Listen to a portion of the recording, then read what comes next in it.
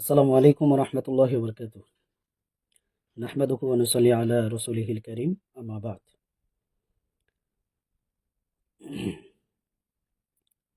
আল্লাহুম্মা সাল্লি ওয়া সাল্লিম আলা নাবিয়িনা মুহাম্মদ।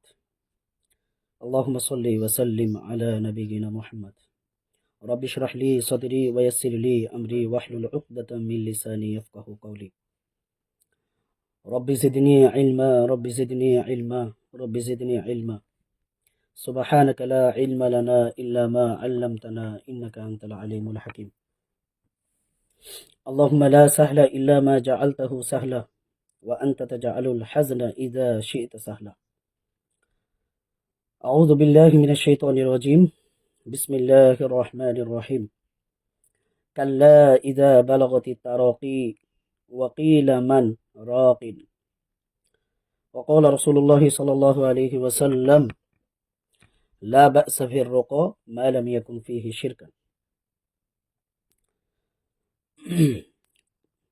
যারা আমাদের আজকের ক্লাসে জয়েন করেছেন তাদের সবাইকে আন্তরিক মোবারকবাদ। আল্লাহ তাআলা আপনাদের ইলমের পিপাসাকে পূরণ করুক। আমরা যারা এখানে একত্রিত হয়েছি আমরা আজকে নতুন কিছু শেখার চেষ্টা করব ইনশাআল্লাহ। তো আমরা আজকে কয়েকটা টপিকে আলোচনা করব ইনশাআল্লাহ, এবং এই টপিকগুলোর আলোচনা শেষ হওয়ার পরে আমরা কিছু প্রশ্ন নিব আপনাদের ইনশাআল্লাহ, যাতে করে যারা মাঠ পর্যায়ে কাজ করতেছেন যে সকল রাকি ভাইয়েরা, তাদের জন্য যেন বিষয়গুলো সহজ হয়, ট্রিটমেন্ট করাটা যেন সহজ হয়। তো আমাদের উদ্দেশ্য এটাই যে বাংলাদেশে যোগ্য রাকি তৈরি করা। তো আমাদের সমাজে আমরা যে জিনিসটা দেখতে পাচ্ছি সেটা হচ্ছে যে আমাদের এখানে দুই ধরনের প্রবলেম হয়।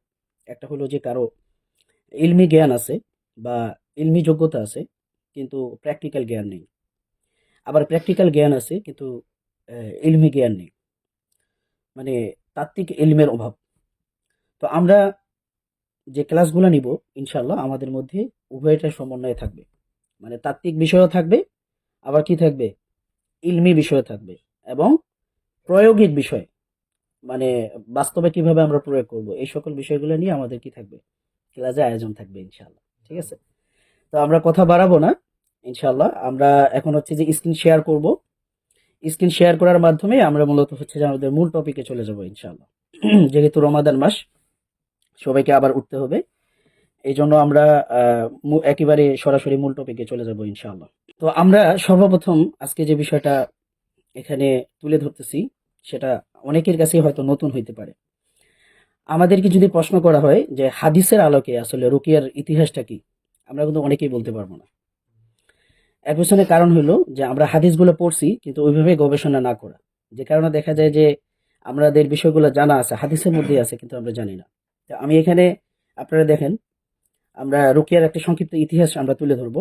এখানে প্রথম যে হাদিসটা দেখতে পাচ্ছেন যে আমাদের মুসলিম জাতির পিতা, যার নাম হচ্ছে যে ইব্রাহিম আলাইহিস সালাম, কোরআনে আল্লাহ তাআলা তার সম্পর্কে বলছেন মিল্লাতা আবিকুম ইব্রাহিম, যে তোমাদের মিল্লাতের পিতা হচ্ছে ইব্রাহিম আলাইহিস সালাম।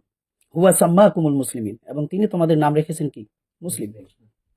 তাহলে এই মুসলিম জাতির পিতা ইব্রাহিম আলাইহিস সালাম, তিনি আমাদের মিল্লাতে ইব্রাহিমের কি প্রতিষ্ঠাতা বলা চলে। তো উনি মূলত হচ্ছে যে রুকিয়া করতেন। তো এই সম্পর্কে সহিহ বুখারীতে, তিরমিজিতে, আবু দাউদ, আহমদ, এইরকম অনেক হাদিসের কিতাবে এই হাদিসটা বর্ণিত হয়েছে। তো এখানে হাদিসে কি বলা হচ্ছে, আন ইবনে আব্বাস রাদিয়াল্লাহু তাআলা আনহুমা قال قال كان النبي صلى الله عليه وسلم يعوذ الحسن والحسين يقول أعوذ بكلمات الله التامة من كل شيطان وهمة ومن كل عين لامة। তো আপনার ইবনে আব্বাস রাদিয়াল্লাহু তাআলা আনহুমা তিনি বলতেছেন যে রাসূল সাল্লাল্লাহু আলাইহি সাল্লাম হাসান এবং হুসাইনকে কি করতেন, রুকিয়া করতেন। কিসের জন্য, বদনজরের জন্য। এরপরে দোয়াটা এখানে উল্লেখ করা হয়েছে যে আউযু বিকালিমাতিল্লাহি তাম্মা, আমি তোমাকে আল্লাহ তাআলার পরিপূর্ণ কালিমা দ্বারা কি করতেছি, রুকিয়া করতেছি। মিন কুল্লি শাইতান, প্রত্যেক শয়তান থেকে, ওয়াহাম্মা, এবং ক্ষতিকর প্রাণী থেকে, বিষধর প্রাণী থেকে, ওয়ামিন কুল্লি আইনিল লাম্মা, এবং হচ্ছে ক্ষতিকর অনিষ্টকর বদনজর থেকে আমি তোমাকে কি করতেছি, রুকিয়া করতেছি আল্লাহর পরিপূর্ণ কালিমা দ্বারা। তো এরপরে আমাদের এই যে বলছিলাম যে ইব্রাহিম আলাইহিস সালাম কি করছেন, রুকিয়া করছেন। এরপরে এই কথাটা আসছে হাদিসে, কলা, মানে রাসূল সাল্লাল্লাহু আলাইহি সাল্লাম বলল ওয়া কানা আবুনা ইব্রাহিমু, যে আমাদের পিতা ইব্রাহিম, ইউআউযু বিকা ইসমাঈল ওয়া ইসহাক আও ক্বালা ইসমাঈল ওয়া ইয়াকুব, যে আমাদের পিতা ইব্রাহিম আলাইহিস সালাম উনি কি করছেন, ইসমাইল আলাইহিস সালাম এবং ইসহাক আলাইহিস সালাম অথবা ইসমাইল এবং ইয়াকুব আলাইহিস সালামকে কি করছেন, রুকিয়া করছেন। তাহলে রুকিয়ার মানে প্রথমত শুরুটা কোথা থেকে, ইব্রাহিম আলাইহিস সালাম থেকে। আমাদের জাতির পিতা মিল্লাতে ইব্রাহিমের পিতা, ইব্রাহিমের প্রতিষ্ঠাতা ইব্রাহিম আলাইহিস সালামের যুগ থেকে মূলত কি এই রুকিয়ার ইতিহাস। তো এটা শুধু আসলে ইব্রাহিম আলাইহিস সালামের যুগেই সীমাবদ্ধ ছিল বিষয়টা এমন না, আমার কাছে মনে হয়েছে বিষয়টা আরো আগে থেকেই ছিল। তো এটার আমরা একটা দলিল পাই ইবনে তাইমিয়া রাহিমাহুল্লাহর কথা থেকে। উনি কি বলছেন, তিনি বলতেছেন ফাহাদা মিন আফজালিল আমাল, ফাহাদা মিন আফজালিল আমাল, মানে বনি আদমের শরীর থেকে জিন তাড়ানোটা, মানে রুকিয়ার মাধ্যমে বনি আদমের শরীর থেকে জিন তাড়ানো, এটা হলো সব থেকে উত্তম কাজ। ওয়া হুয়া মিন আমালিল আম্বিয়া ওয়া সালিহিন, আর এটা হলো কি নেককার লোকদের কাজ এবং সমস্ত নবীদের কাজ। তাহলে সমস্ত নবীরা কি করছেন, বনি আদমের শরীর থেকে জিন তাড়াইছেন, কিসের মাধ্যমে, রুকিয়ার মাধ্যমে।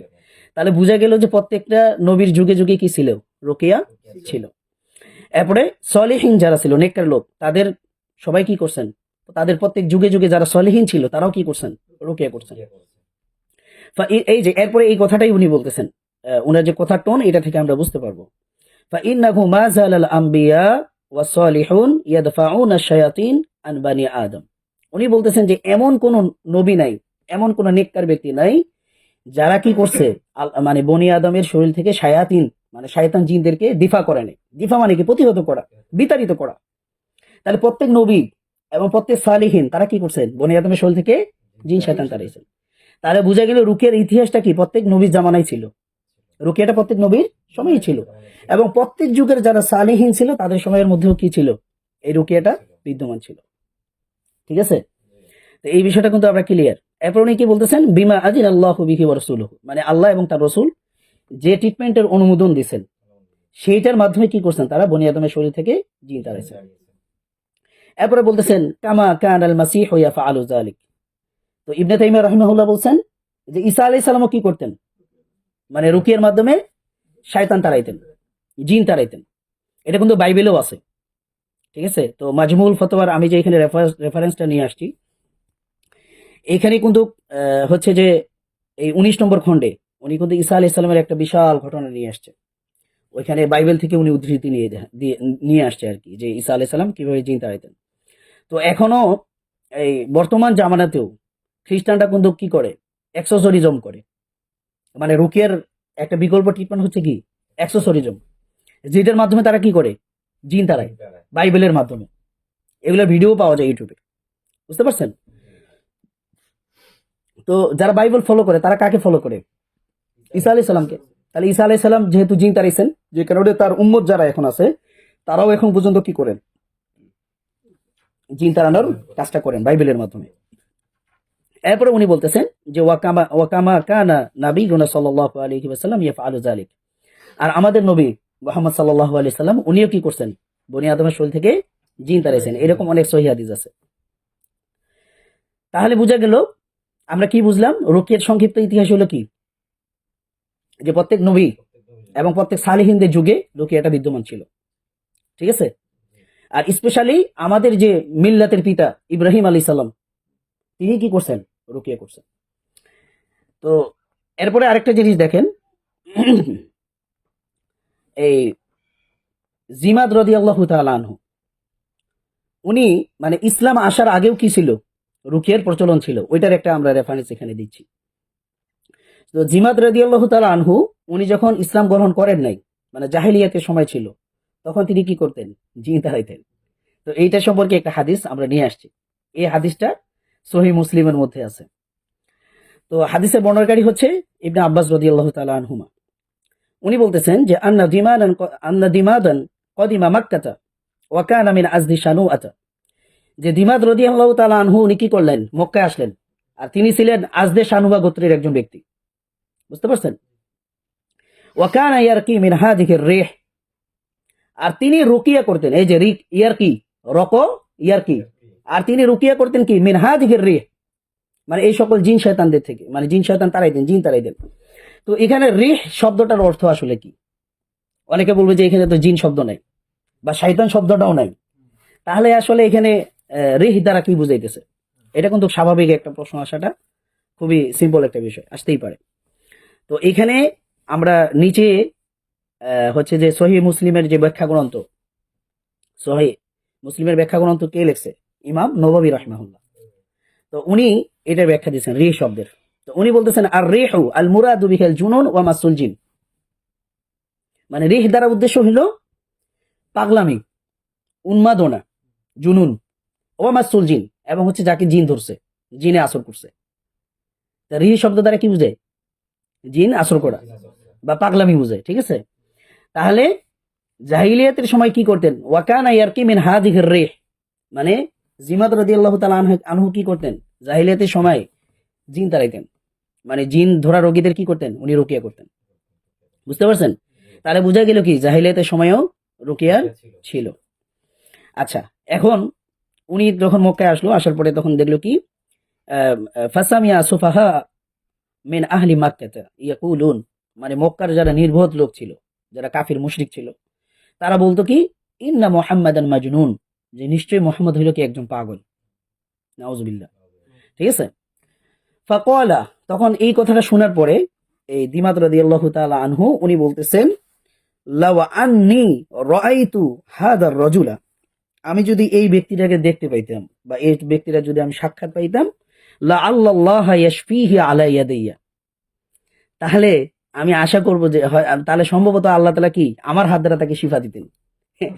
ঠিক আছে? তার মানে তার কত বড় কনফিডেন্স ছিল। ঠিক আছে? তো আমাদের সময় যারা রাখি আছে, আমাদের কি হয়েছে? আমাদের কনফিডেন্সের অভাব। হ্যাঁ, যে কারণে এই কনফিডেন্সের অভাবের কারণে দেখা যায় যে জিন অনেক সময় কি করে রাকিকে কনফিউজ হয়ে ফেলায় দেয়।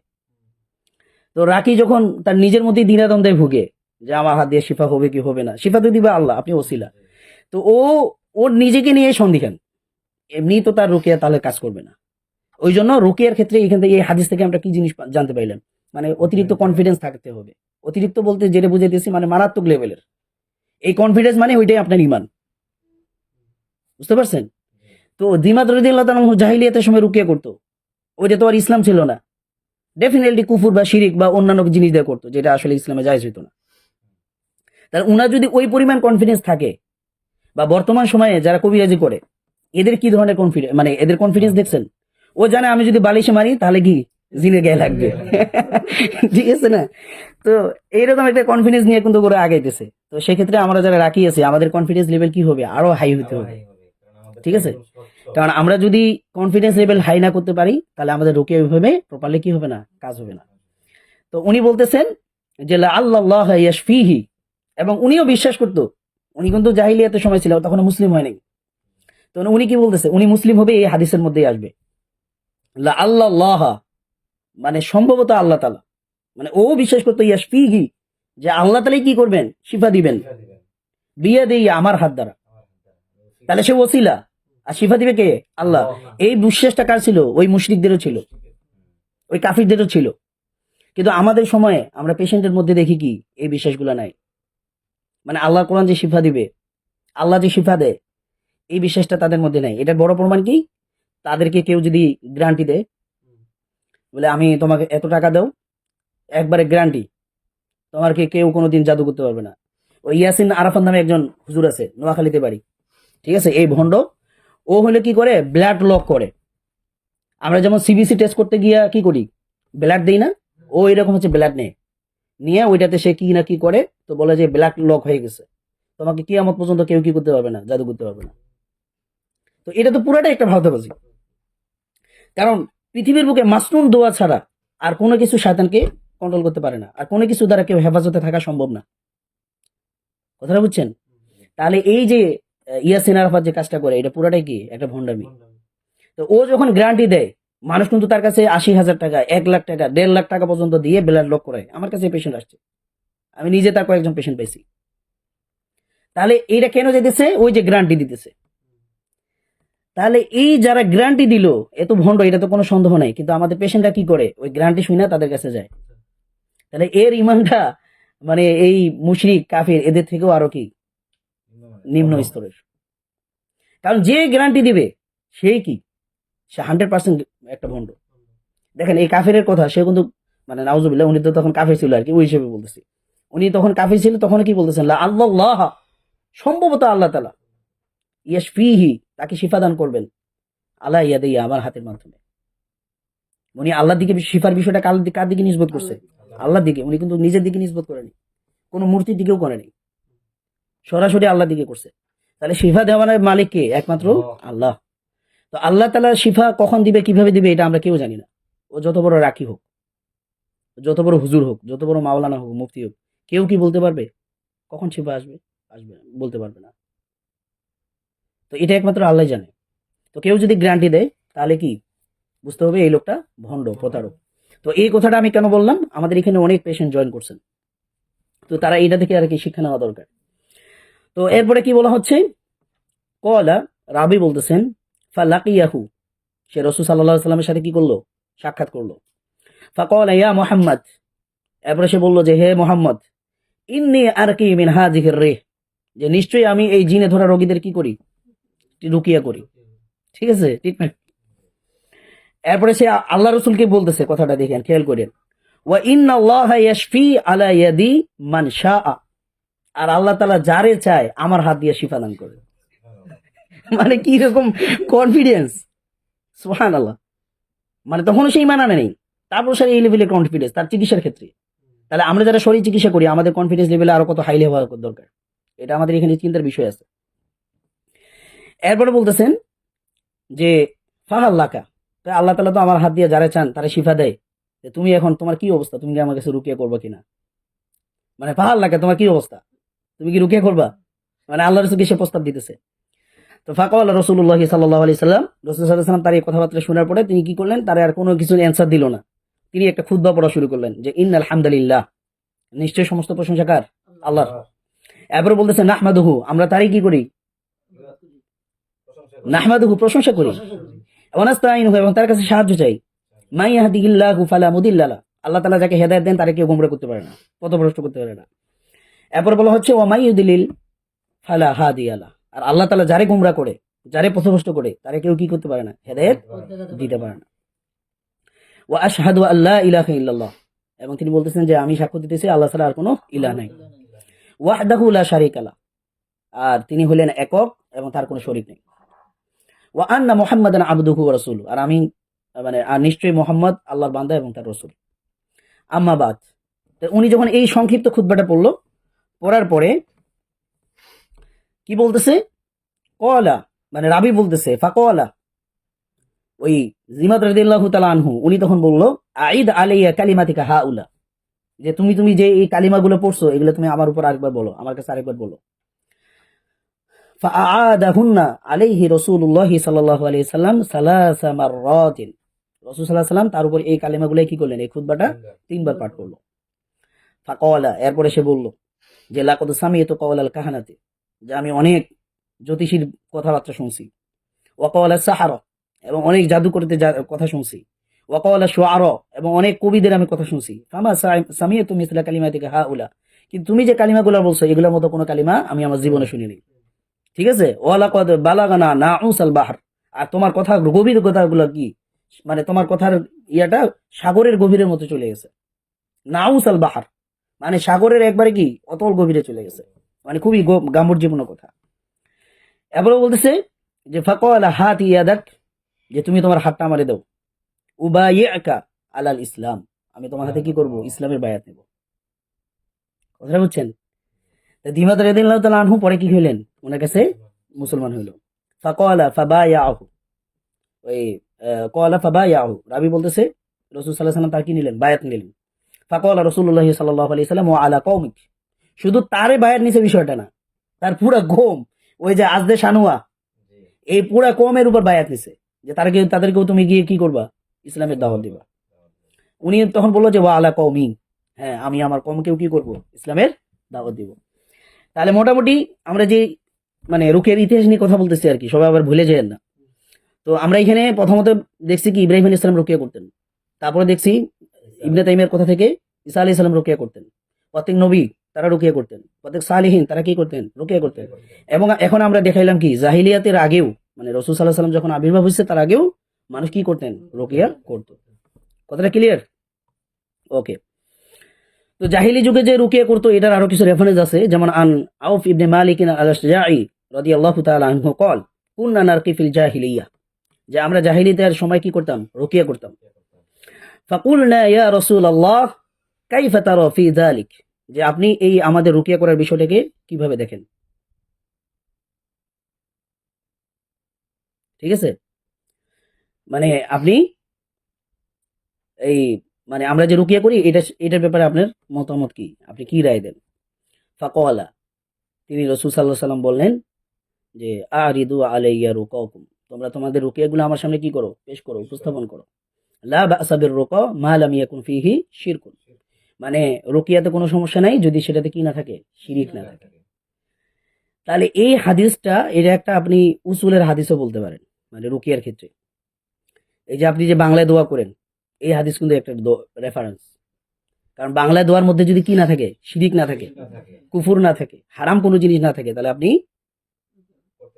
বাংলায় দোয়া করতে পারবেন। কথাটা বুঝছেন? এখন যারা বলে যে না বাংলায় রুকিয়া রুকিয়া করা যাবে না, এরা আসলে কি বলবো, মানে জাহিলিয়াতের অতল গভীর সাগরে ডুবে আছে, ওনারা জানেন। আমরা সামনে এটা নিয়ে আরো আলোচনা করবো ইনশাল্লাহ, এই কোর্সেই এই ক্লাসেই থাকবে ইনশাল্লাহ। তাহলে এই হাদিস থেকে আমরা কি জানতে পারলাম? জাহিলিয়াতের সময়ও রুকিয়া ছিল।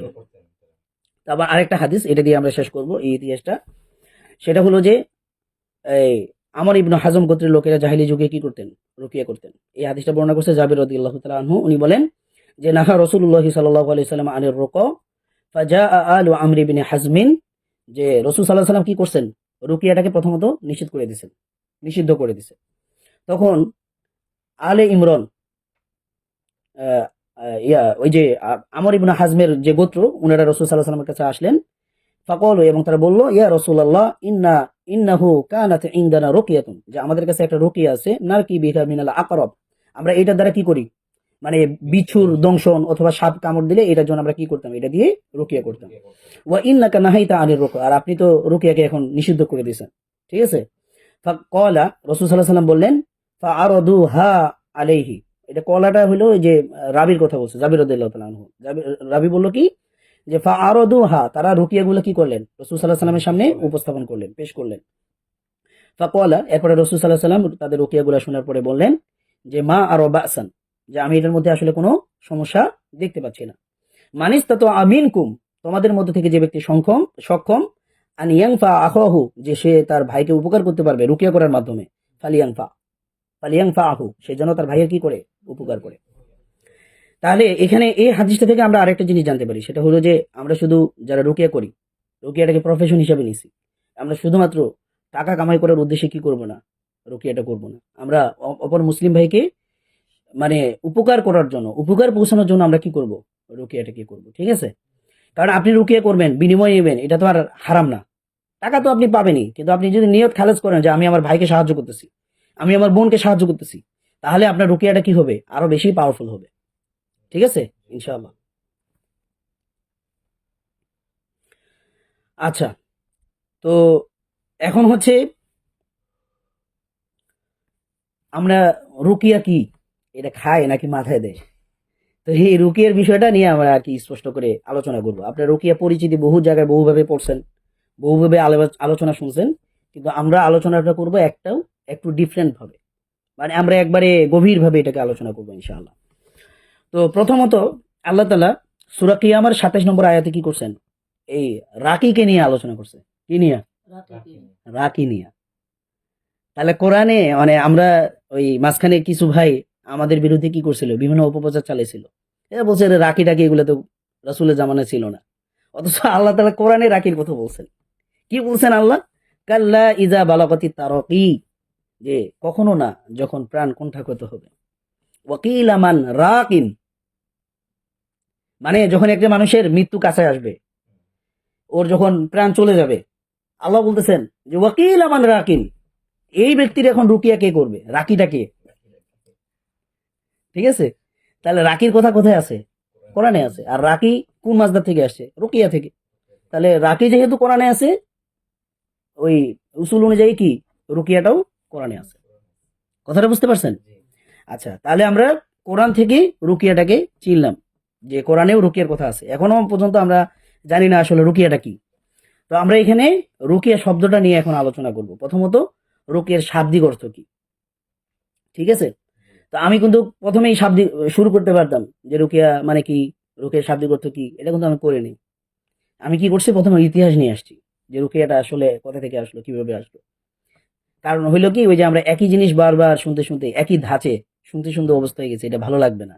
ওই জন্য আমরা একটু ডিফারেন্ট অ্যাঙ্গেলে কি করছি, এটাকে নিয়ে একটু সাজাইছি আর কি। ইনশাল্লাহ ইনশাল্লাহ আমাদের ভাইয়েরা অবশ্যই উপকৃত হবেন, আমরা এই দোয়া করি, এবং ওই নিয়তেই আজকে এখানে বসা, যাতে করে আমাদের ভাইয়েরা উপকৃত হইতে পারে।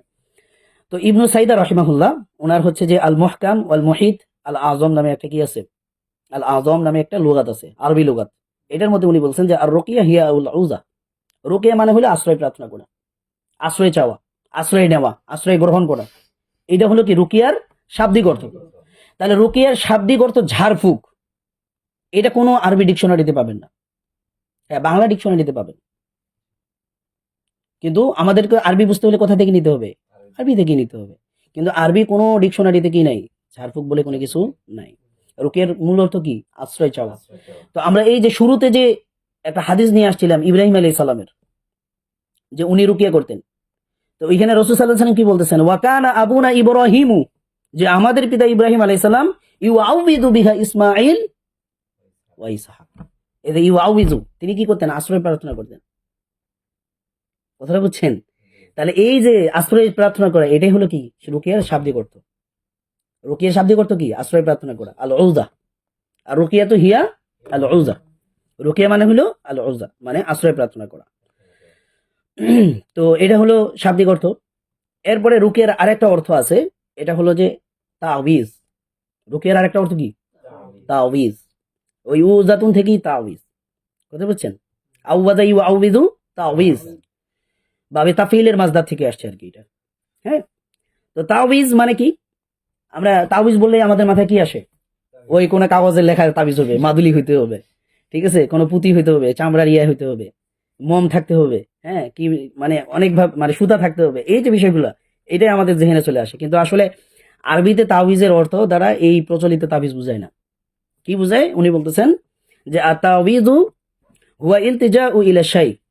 তাওয়িজ মানে হলো কোনো কিছুর আশ্রয় চাওয়া, আশ্রয় গ্রহণ করা, কোনো জিনিসের কি করা, আশ্রয় গ্রহণ করা। ফাইউ কলু, আর এই কারণেই বলা হয় আউযু বিল্লাহ, যে আমি আল্লাহর আশ্রয় প্রার্থনা করতেছি, আল্লাহ আশ্রয় নিচ্ছি, আল্লাহর কাছে আশ্রয় চাচ্ছি, ঠিক আছে। আই আলতাজিউ ইলাইহি, অর্থাৎ আমি আল্লাহ মানে আমি তার নিকট আশ্রয় নিতেছি।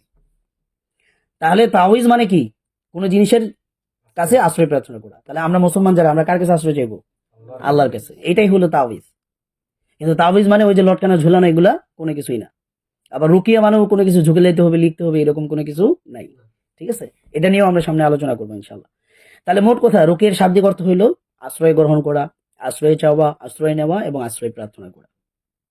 এখন অনেকে প্রশ্ন করবেন যে ভাই, এটা যদি তাহলে শাব্দিক অর্থ হয়, তাহলে হাদিসে যে আসছে বিসমিল্লাহি আর কি, যে আমি তোমাকে আল্লাহ নামে রুকিয়া করতেছি, এটা তাহলে অনুবাদ কি হবে, একটা প্রশ্ন আসে না? তো এটার অনুবাদ তো খুব সহজ, বিসমিল্লাহি আর কি, আমি তোমাকে আল্লাহর নামে আশ্রয় মানে আশ্রয় দিচ্ছি, আমি তোমাকে আল্লাহর নামে কি করতেছি, আশ্রয় দিচ্ছি। আর কি, আমি তোমাকে আশ্রয় দিচ্ছি কাকে, কিসের মাধ্যমে, বিসমিল্লাহ, আল্লাহর নামে। মিন কুল্লি শাইইন ইউযিক, প্রত্যেক ওই জিনিস থেকে যেটা তোমাকে কি করতেছে, কষ্ট দিতেছে। তো এইভাবে এটার অনুবাদ হবে, খুব সিম্পল, এটা তো আহামরি কিছু না, ঠিক আছে। তাহলে মোট কথা হলো যে রুকিয়ার শাব্দিক অর্থ কি, আশ্রয় প্রার্থনা করা, আশ্রয় গ্রহণ করা, আশ্রয় কামনা করা, আশ্রয় চাওয়া, এগুলোই হচ্ছে কি রুকিয়ার শাব্দিক অর্থ। আর আরবিতে আমরা সহজে মুখস্থ করে নেই, আর রুকিয়াতু হিয়া আল উযা, রুকিয়াতু হিয়া আল উযাতু, মানে আশ্রয় প্রার্থনা করা। ওকে, আচ্ছা, এখন আমরা আসি রুকিয়ার শরঈ এবং পারিভাষিক অর্থ নিয়ে। তো এটা সম্পর্কে শামসুল হক আজিম আবাদি রহিমাহুল্লাহ উনি বলছেন যে আর রুকিয়া, রুকিয়া মানে হইল হিয়া আল উযাতু, মানে আশ্রয় প্রার্থনা করা। রুকিয়া মানে কি, আশ্রয় প্রার্থনা করা। আয় মা ইউরকা বিহি মিনাদ দুআ লিতলাবিশ শিফা, অর্থাৎ যে দোয়ার দ্বারা মানে সুস্থতা লাভের জন্য, সুস্থতা তলব করার জন্য যে দোয়ার মাধ্যমে রুকিয়া করা হয়, এটাই কি আল ওজা, এটাই হলো কি রুকিয়া। মানে মা ইউরকা বিহি, ওই জিনিস যা দ্বারা কি করা হয়, রুকিয়া করা হয়, মিনা দোয়া মানে দোয়া থেকে, মানে যে যে দোয়ার মাধ্যমে কি করা হয়, সুস্থতা থেকে মানে অসুস্থতা থেকে সুস্থতা লাভের, সুস্থতা লাভ মানে সুস্থতা তলব করা হয়, ওই ওই দোয়াটাকে কি বলে, রুকিয়া বলে। বুঝতে পারছেন? তাহলে মা ইউরকা বিহি মিনা দোয়া লিতলাবি শিফা, মানে সুস্থতা তলব করার জন্য, সুস্থতা লাভের জন্য যে দোয়ার মাধ্যমে রুকিয়া করা হয়, যে দোয়া করা হয়, এটা কি রুকিয়া। বুঝতে পারছেন? তো এটা আউনুল মাবুদ শরহে সুনানি আবি দাউদ এটার মধ্যে আছে। এখানে রেফারেন্স দেওয়া আছে, আপনারা তো দেখছেনই, যাদের প্রয়োজন আছে এখান থেকে আপনারা দেখে নিতে পারবেন ইনশাআল্লাহ। আচ্ছা, তো রুকিয়ার আরেকটি সুন্দর সংজ্ঞা দিচ্ছেন ইবনুল আসির রাহিমাহুল্লাহ। উনি বলতেছেন যে আর রুকিয়াতু আল উযাতু আল্লাতী ইউরকা বিহা সাহিবুল আফাত। রুকিয়া বলা হয় ওই সমস্ত কালিমাকে, ওই সমস্ত আশ্রয় প্রার্থনামূলক কালিমাকে যেটার দ্বারা রুকিয়া করা হয় সাহিবুল আফাত, বিপদগ্রস্ত ব্যক্তিকে, রোগ আক্রান্ত ব্যক্তিকে। যেমন উনি তখন উদাহরণ দিয়েছে কাল হুম্মা, যেমন জ্বরে আক্রান্ত ব্যক্তির জন্য কি করা যায়, রুকিয়া করা যায়। ওয়াসরাই মানে জিন ধরছে, পাগলামি শুরু করছে, জিন উঠে উল্টাপাল্টা কথা বলতেছে, এই ধরনের ব্যক্তিদের জন্য কি করা হয়, রুকিয়া করা হয়। ওয়া গায়রি যালিকা মিনাল আফাত, আর এই ধরনের যত রোগ আছে সবগুলোর জন্য কি করা হয়, রুকিয়া করা হয়। তাহলে এখানে দেখেন ইবনুল আসিরের এই সংজ্ঞাটা খুবই গুরুত্বপূর্ণ। কেন গুরুত্বপূর্ণ? নাম্বার ওয়ান, উনি এখানে দুইটা এক্সাম্পল দিয়েছেন। কাল হুম্মা মানে জ্বর হইতে পারে, ডায়াবেটিস হইতে পারে, হার্টের রোগ হইতে পারে, কিডনির রোগ হইতে পারে, মাথা ব্যথা হইতে পারে, সর্দি হইতে পারে, কাশি হইতে পারে। এটার দ্বারা হুম্মা দ্বারা কি বুঝেছে উনি, মানে শারীরিক মেডিকেল যত রোগ হইতে পারে। আর সরাইন দ্বারা কি বুঝেছে, যত প্যারানর্মাল সমস্যা হইতে পারে, এটা বদনজর রিলেটেড হোক, হাসাদ রিলেটেড হোক, জাদু রিলেটেড হোক, জিন শয়তান পজেশন হোক, এই সবগুলোর কারণে কি করা যায়, রুকিয়া করা যায়। তাহলে উনার এই সংজ্ঞাটা খুবই কি গুরুত্বপূর্ণ এবং চমৎকার। উনি উভয় বিষয়টাকে নিয়ে আসছেন। অনেকে মনে করি ভাই রুকিয়া তো শুধুমাত্র বদনজরের কারণে করা হয়, বা হাসাদের কারণে, বা জাদুর কারণে, বা জিন ধরলে করা হয়, জ্বর টর এগুলোর জন্য আমি কেন রুকিয়া করব। এই উনার সংজ্ঞা দ্বারাই আমরা কি করতে পারতেছি, এই বিষয়টা ক্লিয়ার, যে রুকিয়াটা শুধুমাত্র আসলে কি না, প্যারানর্মাল সমস্যার জন্য না, বরং সার্বিক পৃথিবীর যত বুকে যত রোগ আছে সমস্ত রোগের জন্য কি করা যায়, রুকিয়া করা যায়। হ্যাঁ হ্যাঁ, এটার উদাহরণ আসবে আমাদের সামনে ইনশাল্লাহ। তো এখানে আমরা আরেকটা চমৎকার বিষয় নিয়ে আসবো, সেটা হলো যে আল মুআজামুল মাআনি আল জামি'। এইখানে রুকিয়ার পারিভাষিক যে শব্দটা মানে অর্থ, এটা খুবই চমৎকার ভাবে নিয়ে আসা হয়েছে। এখানে কি বলা হয়েছে, আর রুকিয়া, রুকিয়া মানে কি, আল উযাতু এমন আশ্রয় প্রার্থনামূলক বাক্য, ইউতালাফফাজু বিহা লিল মারিদ, যেটা অসুস্থ ব্যক্তির জন্য কি করা হয়, মুখে উচ্চারণ করা হয়। ইয়াতালাফফাজু মানে কি, তালাফফাজে ইয়াতালাফফাজু মানে মুখে উচ্চারণ করা। তাহলে রুকিয়াটা হলো কি মুখে উচ্চারণ করা জিনিস। এরপরে আবার ক্লিয়ার করে দিছে ফাইদা কুতিবাত ওয়া উল্লিকাত আলাইহি, যখন এইটাকে কি করা হবে, লেখা হবে অথবা লটকানো হবে বা ঝুলানো হবে, ফাহিয়া তামিমাতুন, এটা তামিমা হয়ে যাবে, এটা রুকিয়ায় থাকবে না। কথা বুঝছেন? তাহলে এই সংজ্ঞা দ্বারা বোঝা যায় কি রুকিয়ার মধ্যে ওই লেখালেখি কোনো কাজ নাই। রুকিয়া মানে হলো মুখ দিয়ে পাঠ করতে হবে, হয় বলতে হবে নালে পাঠ করতে হবে, দুইটার একটা। কথাটা বুঝতে পারছেন? খুব সুন্দর না, চমৎকার একটা ইয়া। আচ্ছা, তারপর হচ্ছে যে আউনুল মাবুদে আরেকটা সংজ্ঞা দেওয়া হয়েছে, আর রুকা মা ইউকরাউ মিনাদ দুআ লিতলাবি শিফা, মানে সুস্থতা অন্বেষণ করার জন্য, সুস্থতা লাভের জন্য যে দোয়া পাঠ করা হয় ওটাই কি, রুকিয়া। বুঝতে পারছেন? আচ্ছা, ইবনে হাজার আসকালানী রাহিমাহুল্লাহ উনি বলছেন আর রুকিয়াতু কালামুন ইস্তাশফা বিহি মিন কুল্লি আরিদ, মানে রুকিয়া হইল ওই সমস্ত কালিমা যেটার দ্বারা প্রত্যেক অসুস্থতা থেকে কি করা হয়, শিফা কামনা করা হয়, শিফা চাওয়া হয়। বুঝতে পারছেন? ইনার সংখ্যাটাও কি আরো একবারে জামে, মানে মিন করলে আরেত, মানে পৃথিবীর মুখে যত সমস্যা হইতে পারে সবগুলোর জন্য কি করা যায়, রোকে করা যায়। খুবই চমৎকার একটা সংজ্ঞা দিচ্ছেন, এটা ফাতহুল বাড়ির মধ্যে আছে। আচ্ছা, ইমাম হাফেজ আজ-জাহাবী রাহিমাহুল্লাহ উনি বলছেন যে আর রুকিয়া মানে কি, ওয়াল উযাত ওয়াল উওয়াজু। আচ্ছা, এখানে উনি দুইটা শব্দ নিয়ে আসছে, একটা হলো আর রুকা, আর একটা হলো কি আল উওয়াজু। এই দুইটা শব্দের মানে কি? তো উনি বলতেছে হিয়া ইলতিজাউ ইলাল্লাহ সুবহানাহু ওয়া তাআলা, যে এই রুকিয়া এবং আশ্রয় প্রার্থনা করা, এটার অর্থ হইল যে আল্লাহ সুবহানাহু ওয়া তাআলার দিকে কি করা, আশ্রয়, আল্লাহ সুবহানাহু ওয়া তাআলার কাছে আশ্রয় গ্রহণ করা। কিসের জন্য? লিহা বা শিফা, যাতে করে তিনি কি করেন? শিফা দান করেন। কামা ইউতিহি বিদ-দাওয়া, যেমনি ভাবে তিনি ওষুধপত্রের মাধ্যমে কি করেন? শিফা দান করেন। তাহলে এই সংজ্ঞা থেকে কিন্তু আমরা আরেকটা গুরুত্বপূর্ণ বিষয় জানতে পারলাম, সেটা কি? মানে ঔষধপত্র যেমন কি করে? রোগের জন্য কাজ করে, এবং ঔষধপত্রের মাধ্যমে যেমনি আল্লাহ তাআলা শিফা দান করে, ঠিক তেমনি ভাবে রুকিয়াও কি আল্লাহ তাআলা শিফা দান করেন। এবং ঔষধপত্রের বিকল্প আরেকটা জিনিস কি? রুকিয়া। যার ঔষধপত্রের কাজ হইতেছে না, সে কি করবে? রুকিয়া করবে, খালাস। এটা কিন্তু চমৎকার একটা সংজ্ঞা, ঠিক আছে? তো আরেকটা তথ্য আমি দেই এখানে, সেটা হলো যে এই আতিব্বুন নববী দ্বারা আমরা কি বুঝি?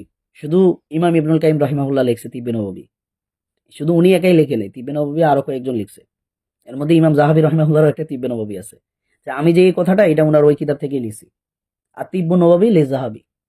এটা লিখে আপনারা গুগলে সার্চ করলেই পেয়ে যাবেন। বুঝতে পারছেন? আচ্ছা, এখন আসেন শাইখুল ইসলাম ইবনে তাইমিয়া রাহিমাহুল্লাহ, উনি বলতেছেন আর রুকা বিমানা তাওয়িজ। রুকিয়া মানে কি? তাবিজ। রুকিয়া মানে কোন তাবিজ? যেটা গলা ঝুলায় লেখে ওইটা না। এরপরে এই তাবিজের ব্যাখ্যা কিন্তু আমরা আগে দিয়ে এসেছি, বলছি না তাবিজ কাকে বলে? আচ্ছা, ওয়াল ইস্তিরকা ও তলাবুর রুকিয়া।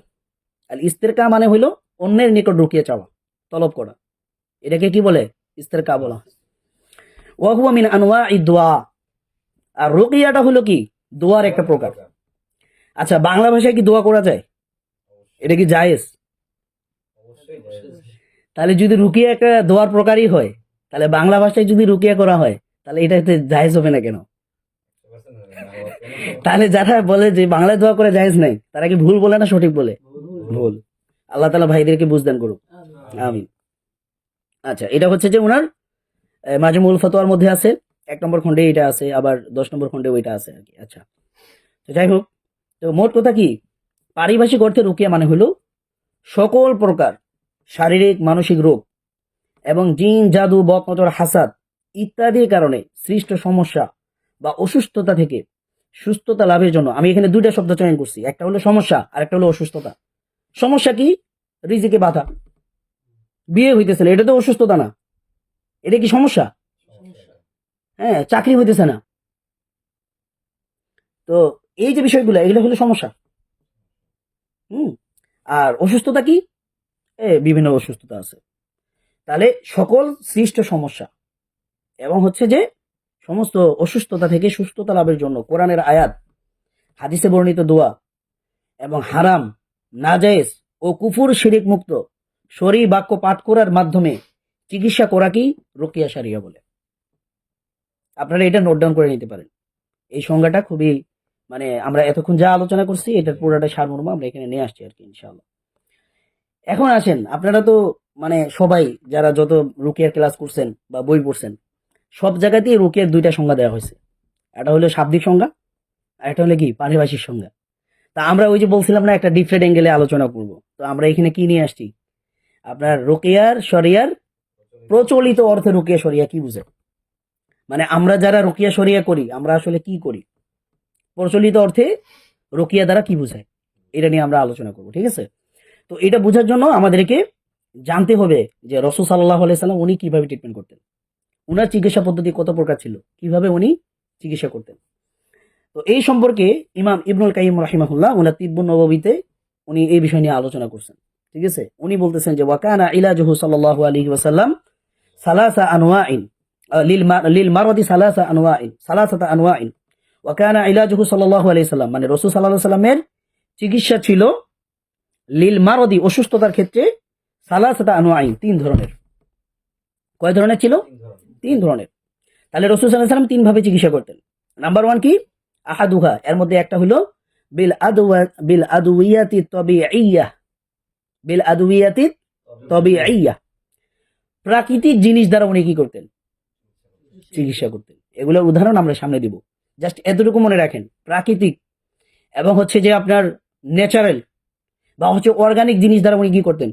ট্রিটমেন্ট করতেন, ঠিক আছে? এটা কালো জিরা হইতে পারে, মধু হইতে পারে, সোনা পাতা হইতে পারে, ঠিক আছে, কুস্তাল হিন্দ হইতে পারে, আরো যা যা আছে এগুলো দ্বারা উনি কি করতেন? ট্রিটমেন্ট করতেন। এখানে শুধু রুকিয়ার আলোচনা হইতেছে না, মানে রাসূল সাল্লাল্লাহু আলাইহি ওয়াসাল্লামের পুরো ট্রিটমেন্ট ব্যবস্থাটা বোঝানো হইতেছে। সাউন্ড কি কম শোনা যায়? সাউন্ড ঠিক আছে না? এক ভাই বলতেছে আচ্ছা আচ্ছা, তো আপনারা যদি সাউন্ড ঠিক না থাকে আপনারা একটু চেক করবেন আগে, নিজেদের মোবাইলগুলো চেক করলে সুবিধা হবে ইনশাল্লাহ। ঠিক আছে ইনশাল্লাহ, তাহলে আমরা শুরু করি আবার। তাহলে আমরা এখানে এখন যেটা করতেছি, মানে প্রচলিত অর্থে রুকিয়া দ্বারা কি বুঝায়, এটাকে বুঝতে হলে আমাদের কি করতে হবে, রসুল সাল্লাহ সাল্লাম আসলে কি ওনার ট্রিটমেন্ট ব্যবস্থাটা কেমন ছিল, উনি কিভাবে ট্রিটমেন্ট করতেন। তো এখানে প্রথমটা কি বললাম, বিল আদুইয়াতি তবিআইয়া, অর্থাৎ প্রাকৃতিক জিনিস দ্বারা উনি চিকিৎসা করতেন, ন্যাচারাল জিনিস দ্বারা উনি কি করতেন, চিকিৎসা করতেন। এরপরে হচ্ছে আপনার অর্গানিক জিনিস দ্বারা উনি ট্রিটমেন্ট করতেন। যেমন এরপরে দ্বিতীয়বার বলা হচ্ছে বাসানি বিল আদুইয়াতিল ইলাহিয়া, দ্বিতীয়টা হলো এলাহি চিকিৎসা, এলাহি ওষুধ। এলাহি ওষুধ কি, এটাই হলো রুকিয়া, মানে আল্লাহর কাছে দোয়া করতেছে, আল্লাহর কাছে আশ্রয় চাইতেছে, এটা রুকিয়া, এটা এলাহি চিকিৎসা। ঠিক আছে। ওয়াসালেস, আর তৃতীয় নম্বরটা হইল বিল মুরাক্কাব মিনাল আমরাইন, মানে প্রাকৃতিক চিকিৎসা, অর্গানিক জিনিসপত্র যেগুলো আছে এগুলা, এবং হচ্ছে রুকিয়া, উভয়টার সমন্বয়ে উনি কি করতেন, ট্রিটমেন্ট করতেন। তাহলে রসুল সাল্লাল্লাহু আলাইহি ওয়াসাল্লামের ট্রিটমেন্ট ব্যবস্থা ছিল কয় প্রকার, 3 প্রকার। নাম্বার 1, উনি প্রাকৃতিক জিনিস দ্বারা কি করতেন, ট্রিটমেন্ট করতেন। নাম্বার 2, উনি রুকিয়া দ্বারা ট্রিটমেন্ট করতেন। নাম্বার 3, উভয়টার সমন্বয়ে উনি কি করতেন, ট্রিটমেন্ট করতেন। তাহলে এই রসুল সাল্লাল্লাহু আলাইহি ওয়াসাল্লামের পুরো ট্রিটমেন্ট ব্যবস্থাটা ছিল কি এই 3 প্রকারের মধ্যে অন্তর্ভুক্ত। এই বিষয়টা আপনারা যারা জানতেন না আগে, আপনারা একটু কমেন্ট করে জানাবেন ইনশাআল্লাহ, তাহলে আমরা উৎসাহ পাবো যে আপনাদেরকে নতুন কিছু দিতে পাইতেছি। ঠিক আছে ইনশাআল্লাহ। আচ্ছা, তো এখন যেটা বলতেছিলাম,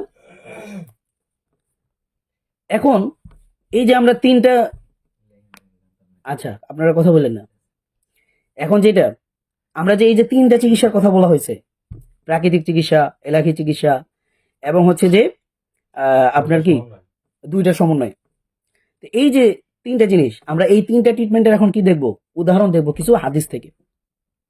আমরা 3টা চিকিৎসার কি দেখব, কিছু উদাহরণ হাদিস থেকে দেখব। তো প্রথম কি ছিল, উনি প্রাকৃতিক বা ন্যাচারাল উপাদান দ্বারা কি করতেন, চিকিৎসা করতেন। এটার উদাহরণ কি, যেমন রাসূল সাল্লাল্লাহু আলাইহি ওয়াসাল্লাম জ্বর হলে ঠান্ডা পানি দিয়ে চিকিৎসা করতে বলছেন। এখন ঠান্ডা পানি এটা কি রুকিয়া নাকি কোনো প্রাকৃতিক জিনিস, প্রাকৃতিক ন্যাচারাল জিনিস, তাই না? তো এটা সম্পর্কে হাদিস আসছে, এটা হচ্ছে সহিহ বুখারীর মধ্যে আসছে। রাসূল সাল্লাল্লাহু আলাইহি ওয়াসাল্লাম উনি বলছেন কি, আল হুম্মা মিন ফাইহি জাহান্নাম, যে জ্বর হইলো জাহান্নামের একটা উত্তাপ। ফাআবরিদু হা বিল মা, তোমরা এটাকে কি করো, ঠান্ডা করো, তোমরা এটাকে পানি দ্বারা ঠান্ডা করো। ঠিক আছে। তাহলে এই যে জ্বর হলে ঠান্ডা পানি দিয়ে চিকিৎসা করতে হবে বা পানি দিয়ে চিকিৎসা করতে হবে, এই পানি দ্বারা যে চিকিৎসা রাসূল সাল্লাল্লাহু আলাইহি ওয়াসাল্লাম করতেন জ্বরের ক্ষেত্রে, এটা কি ন্যাচারাল, পানি দিয়া। দ্বিতীয় নম্বর, পেট ব্যথা বা ডায়রিয়ার সমস্যায় মধু পান করার মাধ্যমে উনি কি করতেন, চিকিৎসা করতেন। তো এই সম্পর্কে আবু সাইদ খুদরি রাদিয়াল্লাহু তাআলা আনহু থেকে হাদিস বর্ণিত হয়েছে, তিনি বলছেন যে আন্না রজুলান আতান নবী সাল্লাল্লাহু আলাইহি সাল্লাম ফাকাল, একজন ব্যক্তি রাসূল সাল্লাল্লাহু আলাইহি ওয়াসাল্লামের কাছে আসলেন, আসার পরে তিনি বললেন যে আখি ইয়াশতাকি বাতনাহু, যে আমার ভাইয়ের পেটে সমস্যা হইতেছে, আমার ভাইয়ের পেট কি অসুস্থ, বুঝতে পারছেন? তো ফাকালা, রাসূল সাল্লাল্লাহু আলাইহি ওয়াসাল্লাম তাকে বললেন ইসকিহি আসালান, তুমি তাকে মধু পান করাও। এই হাদিস আমরা সবাই জানি কিন্তু। তাহলে এখন দেখেন রাসূল সাল্লাল্লাহু আলাইহি ওয়াসাল্লামের কাছে কি নিয়ে আসছে, পেটের সমস্যা নিয়ে, উনি কি বলছেন, মধু পান করাও। তো মধু কি ন্যাচারাল জিনিস, প্রাকৃতিক জিনিস। সুম্মা আতা সানিয়া, এরপর সে দ্বিতীয়বার এসে বলল ফাকালা ইসকিহি আসালান, দ্বিতীয়বার আল্লাহ রাসূল বলল তারে কি করো, মধু পান করাও। সুম্মা আতাহু সালিসাতা, যে তৃতীয়বার ওই লোকটা আসলো, ফাকালা রাসূল সাল্লাল্লাহু আলাইহি ওয়াসাল্লাম তাকে বললেন যে ইসকিহি আসালান, যে তুমি তাকে কি করাও, মধু পান করাও। সুম্মা আতাহু, এতবার সে আবার মানে চতুর্থবারের মতো সে আল্লাহ রাসূলের কাছে আবার আসছে, ফাকাল কদ ফাআলতু, আমি এটা করছি, মানে 3বারই আপনি মধুপান করাইতে বলছেন, আমি 3বারই কি করছি, মধুপান করছি, কিন্তু কোনো কাজ হয়নি। ঠিক আছে। তো এই হাদিস কিন্তু একটা ইঙ্গিত দেয়, যে কোনো রোগের ক্ষেত্রে এখানে 2টা জিনিস বুঝে যায়। নাম্বার 1, এই যে মধুটা খাইতে বললো, কাজ হইল না কেন, এটা হলো প্রথম যে পরিমাণে খাওয়াইছে, মানে 3বার তো খাওয়াইছে, এটা আসলে পরিমাণ মতো হয় নাই। চতুর্থবার যখন খাওয়াইছে, ওটা একজ্যাক্ট পরিমাণ মতো হয়েছে, কাজ করছে। তাহলে ঔষধের পরিমাণটা কি হতে হবে, একুরেট হতে হবে, মানে যতটুকু প্রয়োজন ততটুকু দিতে হবে, কম দিলে ক্ষতি হবে, সারবে না, বেশি দিলে ক্ষতি হয়ে যাবে, সাইড ইফেক্ট হবে। বুঝতে পারছেন? আর এটা আরেকটা ব্যাখ্যা হলো কি, যে অনেক সময় যে এই রোগ সারার জন্য একটু কি লাগে, সময় লাগে। এই জন্য অসুস্থতা মানে কোনো ব্যক্তি অসুস্থ হয়ে যেতে সেকেন্ডের সময় লাগে না, কিন্তু একটু সুস্থ হইতে কি লাগে, সময় লাগে। এটা সবর করতে হবে। হ্যাঁ, তারপরে দেখেন ফাকওয়ালা রাসূল সাল্লাল্লাহু আলাইহি সাল্লাম বলতেছেন সাদাকাল্লাহ, আল্লাহ তাআলা সত্য বলছে। আল্লাহ তাআলা কি বলছে, কি ক্ষেত্রে, যে ওই যে আল্লাহ তাআলা সূরা নাহলের মধ্যে বলছে না, কি বলছে, ফিহি শিফাউল লিন্নাস, মধুর মধ্যে কি আছে, মানুষের জন্য শিফা আছে। তাহলে তোমার ভাইয়ের পেট কি বলতেছে, মিথ্যা বলতেছে, আল্লাহ তাআলা সত্য বলছেন। ওয়া কাযাবা বাতনু আখিক, তোমার ভাইয়ের পেট কি বলতেছে, মিথ্যা কথা বলতেছে। ইসকিহি আসালান, তুমি তাকে আবার মধুপান করাও। ফাসাকাহু, সে তাকে মধুপান করাইলো। ফাবারাআ, এরপরে ওই ব্যক্তি কি হয়ে গেলেন, সুস্থ হয়ে গেলেন। বুঝতে পারছেন? তাহলে এই যে মধু দিয়ে চিকিৎসা করা, এটা কি ন্যাচারাল জিনিস। তাহলে রাসূল সাল্লাল্লাহু আলাইহি ওয়াসাল্লাম ন্যাচারাল জিনিস দ্বারা কি করতেন, চিকিৎসা করতেন। আচ্ছা, এরপরে দেখেন উকুনের যন্ত্রণা এবং চুলকানি থেকে উপশমের জন্য রেশমের কাপড় ব্যবহার করতে বলছেন আল্লাহ রাসূল সাল্লাল্লাহু আলাইহি ওয়াসাল্লাম। তো এই হাদিসটা বর্ণনা হয়েছে কার থেকে, আনাস রাদিয়াল্লাহু তাআলা আনহু থেকে। তিনি বলতেছেন যে আন্না জুবাইর ইবনে আল আওয়াম ওয়া আব্দুর রহমান ইবনে আউফ, মানে জুবাইর ইবনে আওয়াম এবং হচ্ছে আব্দুর রহমান ইবনে আউফ রাদিয়াল্লাহু তাআলা আনহুমা, শাকাউ ইলা রাসূলিল্লাহি সাল্লাল্লাহু আলাইহি সাল্লাম আল কবলা, তারা উকুনের সমস্যার জন্য কি করলেন, আল্লাহ রাসূলের কাছে অভিযোগ করলেন, মানে একটা অভিযোগ দায়ের করলেন যে আল্লাহ রাসূল, আমার মাথায় তো উকুন, আমরা কি করব। ফারাখাসা লাহুমা ফি কমিসিল হারির ফি গযাতিল লাহুমা, আল্লাহ তাআলা তাদের আল্লাহ রাসূল সাল্লাল্লাহু আলাইহি সাল্লাম তারা যে যুদ্ধে ছিলেন, মানে গযাতুন মানে কি, যুদ্ধ, যে অভিযানে ছিল, ওই অভিযানের মধ্যে তাদেরকে রেশমের কাপড় পরার জন্য কি দিছেন, অনুমতি দিছেন, রখাসা, অনুমতি দিছেন। ঠিক আছে, তাহলে চুলকানি এবং মানে উকুনের ক্ষেত্রে, উকুন বেশি হইলে রেশমের কাপড় পরার কি আছে, অনুমতি আছে। নালে পুরুষের জন্য কি রেশম কাপড় পরা জায়েজ নাকি, হারাম, পুরুষ পরতে পারবে না, কিন্তু আল্লাহ রাসূল কি করছেন, তার জন্য অনুমতি আছে। এখন রেশম কি জিনিস, প্রাকৃতিক জিনিস নাকি না, প্রাকৃতিক জিনিস। তাহলে রাসূল সাল্লাল্লাহু আলাইহি ওয়াসাল্লাম কি করতেন, প্রাকৃতিক জিনিস দ্বারা ট্রিটমেন্ট করতেন। ঠিক আছে, তো এগুলাতে কি কোনো রুকিয়ার কথাবার্তা আছে, নাই কিন্তু। পেটের সমস্যার গেছে, মধু খাইতে বলছে, জ্বরের কথা বলছে, পানির কথা বলছে, এখানে কোনো রুকিয়ার কথা নেই। আবার এই যে উকুনের কথা গেল, এখানেও কি নেই, কোনো রুকিয়ার কথা নেই, জাস্ট প্রাকৃতিক জিনিস। আচ্ছা, এখন দেখেন আরেকটা হাদিস, এখানে বলা হচ্ছে, এটাও আনাস রাদিয়াল্লাহু তাআলা আনহু থেকে বর্ণিত। উনি বলছেন যে আন্না নবী সাল্লাল্লাহু আলাইহি সাল্লাম রাখাসা লি আব্দুর রহমান ইবনে আউফ ওয়া জুবাইর, জুবাইর রাদিয়াল্লাহু তাআলা আনহু এবং আব্দুর রহমান ইবনে আউফ, এই দুইজন সাহাবী রাদিয়াল্লাহু তাআলা আনহুমা, উনাদেরকে ফি কমিসিন মিন হারির, মানে রেশমের কাপড় পরা কি দিবেন, অনুমতি দিবেন, মিন হিক্কাতিন, চুলকানির জন্য। মানে তাদের শরীরে কি হয়েছে, চুলকানি হয়েছে। তো কারো যদি শরীরে চুলকানিতে ভরা যায়, সে যদি নরমাল সুতি কাপড় পরে, তাহলে ওই যে যে পুজ বাইর হবে, এগুলো কিন্তু জামার মধ্যে লাগা থাকবে, লোকটা কি পাবে, কষ্ট পাবে। কিন্তু রেশমের কাপড় যদি পরে, এই কষ্টটা কিন্তু কি হবে না। ঠিক আছে না, এই জন্য রাসূল সাল্লাল্লাহু আলাইহি ওয়াসাল্লাম তাকে কি করছেন, রেশমের কাপড় পরার অনুমতি দিয়েছেন। তাহলে দেখেন এখানেও রাসূল সাল্লাল্লাহু আলাইহি ওয়াসাল্লাম রেশম কাপড় ব্যবহার করছেন চুলকানির জন্য। তাহলে চুলকানি এবং উকুন এই দুটার ক্ষেত্রে কি করছেন, উনি রেশমের কাপড় ব্যবহার করা বলছেন। এখানে কোনো রুকিয়ার আলোচনা নেই, শুধুমাত্র কি করছেন, প্রাকৃতিক জিনিস ব্যবহার করছেন, ন্যাচারাল জিনিস ব্যবহার করছেন। ঠিক আছে, তো এইভাবে মানে বলতে গেলে অনেকগুলো হাদিস আসবে, তো আমি সংক্ষেপে বলি। যেমন হচ্ছে মাথা ব্যথার ক্ষেত্রে রাসূল সাল্লাল্লাহু আলাইহি ওয়াসাল্লাম মেহেদি ব্যবহার করতেন। ঠিক আছে, মেহেদির হাদিস আছে। তারপর হার্টের রোগের ক্ষেত্রে উনি আজওয়া খেজুরের কথা বলছেন, মদিনার আজওয়া খেজুর। ঠিক আছে, এছাড়া সোনা পাতার ব্যবহার তো আমরা জানি, সোনা পাতার কথা হাদিসে আছে না, কালো জিরার কথা হাদিসে নাই, কুস্তুল হিন্দের কথা হাদিসে নাই, তারপর হিজামার কথা হাদিসে আছে কিনা, এই সবগুলো জিনিস কি, প্রাকৃতিক, ন্যাচারাল। তো এগুলোর মাধ্যমে রাসূল সাল্লাল্লাহু আলাইহি ওয়াসাল্লাম কি করতেন, ট্রিটমেন্ট করতেন। তাহলে এটা গেল আমাদের প্রথম প্রকারের কি, উদাহরণ। ঠিক আছে, এখন হচ্ছে আমরা দ্বিতীয় প্রকারের উদাহরণ দেখবো আর কি।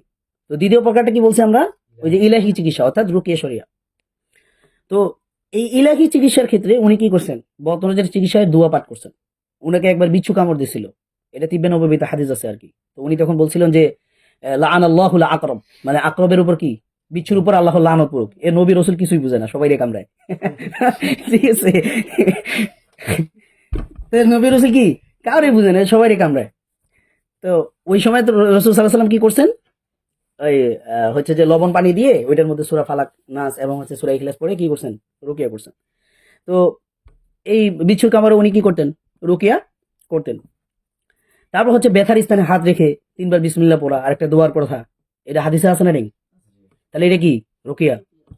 তারপর হচ্ছে এই জিবরাইল আলাইহিস সালাম আয়েশা ওনাকে কি করছেন, রুকিয়া করছেন বিসমিল্লাহি আর কি। তো এইগুলা ছিল রাসূল সাল্লাল্লাহু আলাইহি ওয়াসাল্লামের কি মানে ইলাহি চিকিৎসা। তারপরেও আমরা হচ্ছে যে এটার মানে হাদিস থেকে কিছু উদাহরণ দিব আর কি, তাহলে আরো বুঝতে সুবিধা হবে। তো প্রথম নম্বর উদাহরণ হাদিসের মাধ্যমে, এটা কিসের উদাহরণ চলতেছে? রুকিয়ার উদাহরণ। মানে এখানে জাস্ট শুধু রুকিয়া থাকবে, অন্য কিছু থাকবে না। সেটা হলো কি, আন্না নবী সাল্লাল্লাহু আলাইহি সাল্লাম কানা ইয়ানফুসু আলা নাফসিহি ফিল মারাদ আল্লাযী মাতা ফীহি বিল মুআউযিযাত।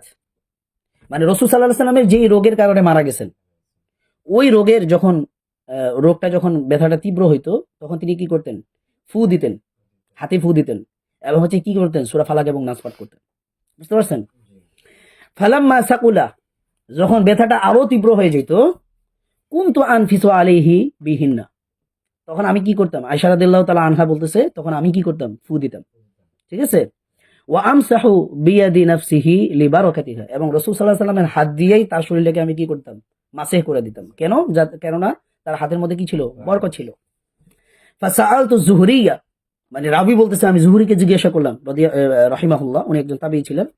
ফাকাইফা ইয়ানফিসু, মানে কাইফা ইয়ানফিসু, মানে তিনি কিভাবে ফু দিতেন রাসূল সাল্লাল্লাহু আলাইহি ওয়াসাল্লাম?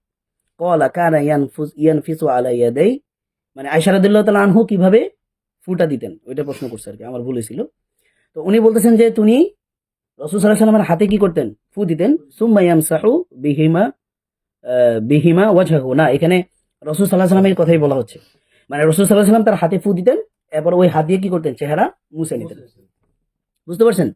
তাহলে রাসূল সাল্লাল্লাহু আলাইহি ওয়াসাল্লাম কি করছেন? রুকিয়া করছেন। এটা কি হাদিস দ্বারা প্রমাণিত, এটা সহিহ বুখারীর হাদিস।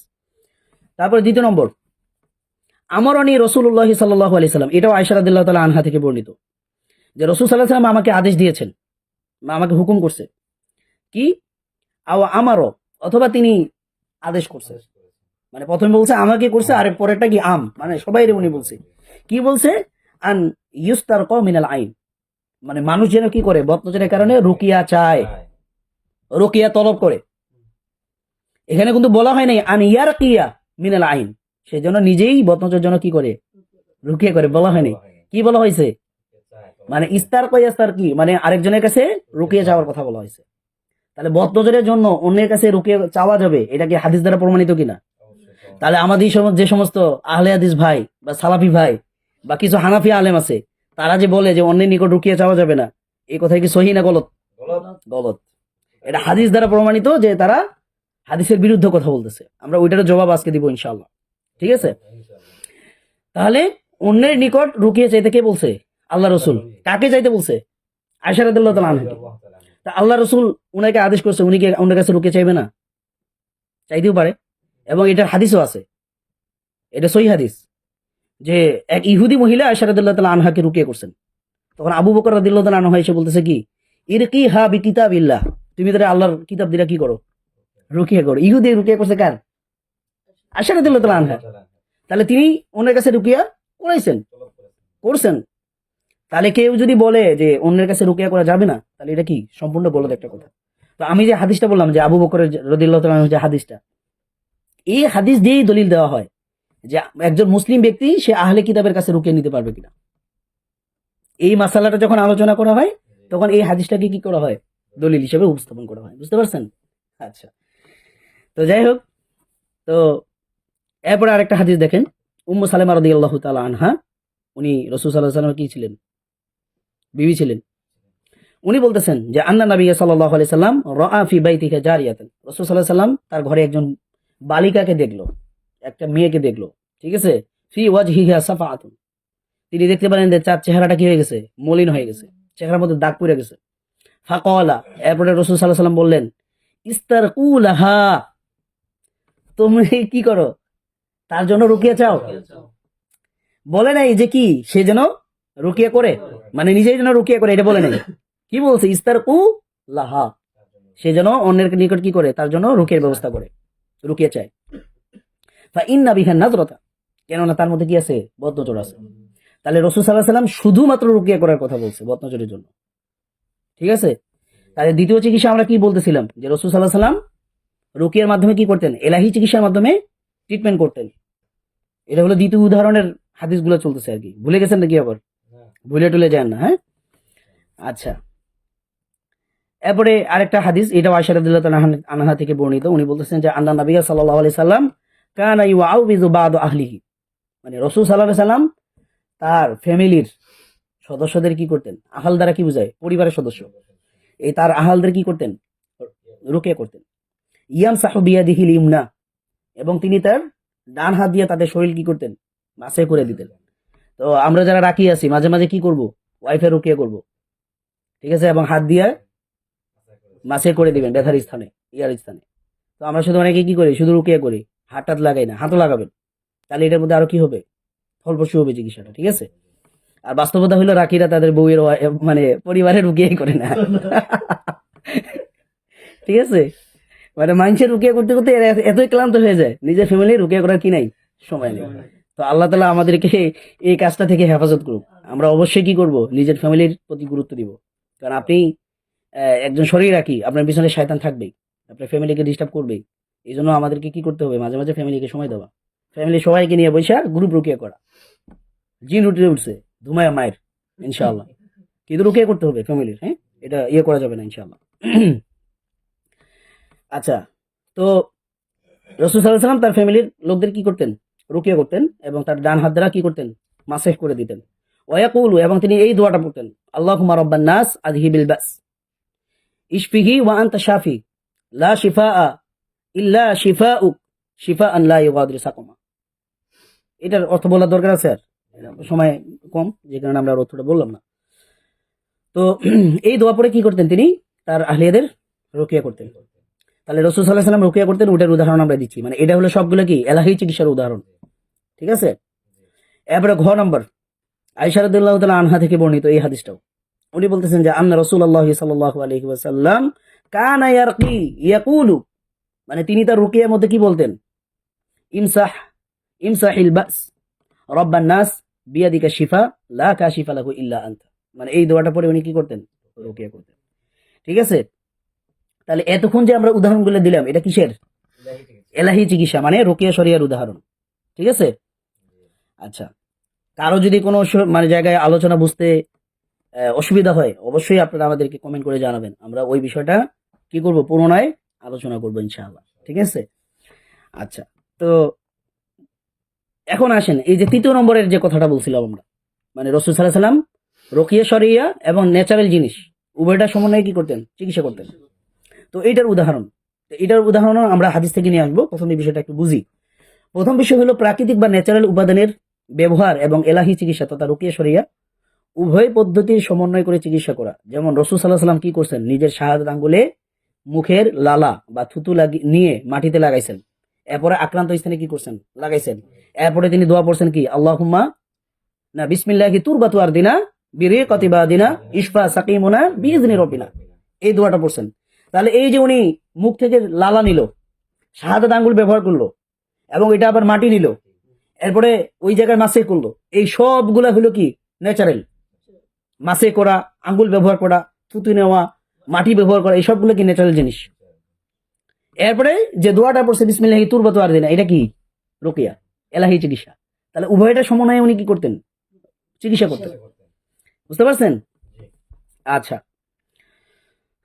তো ওই যে বিচ্ছুর কামড়ের হাদিসটা একটু আগে বলছিলাম, যে ওনাকে বিচ্ছু কামড় দিয়েছিল, তখন কি করছিলেন উনি লবণ নিছেন, পানি নিছেন, এবং ওইটার মধ্যে উনি কি করছেন, ইখলাস ফালাক নাস পড়ে ফু দিছেন।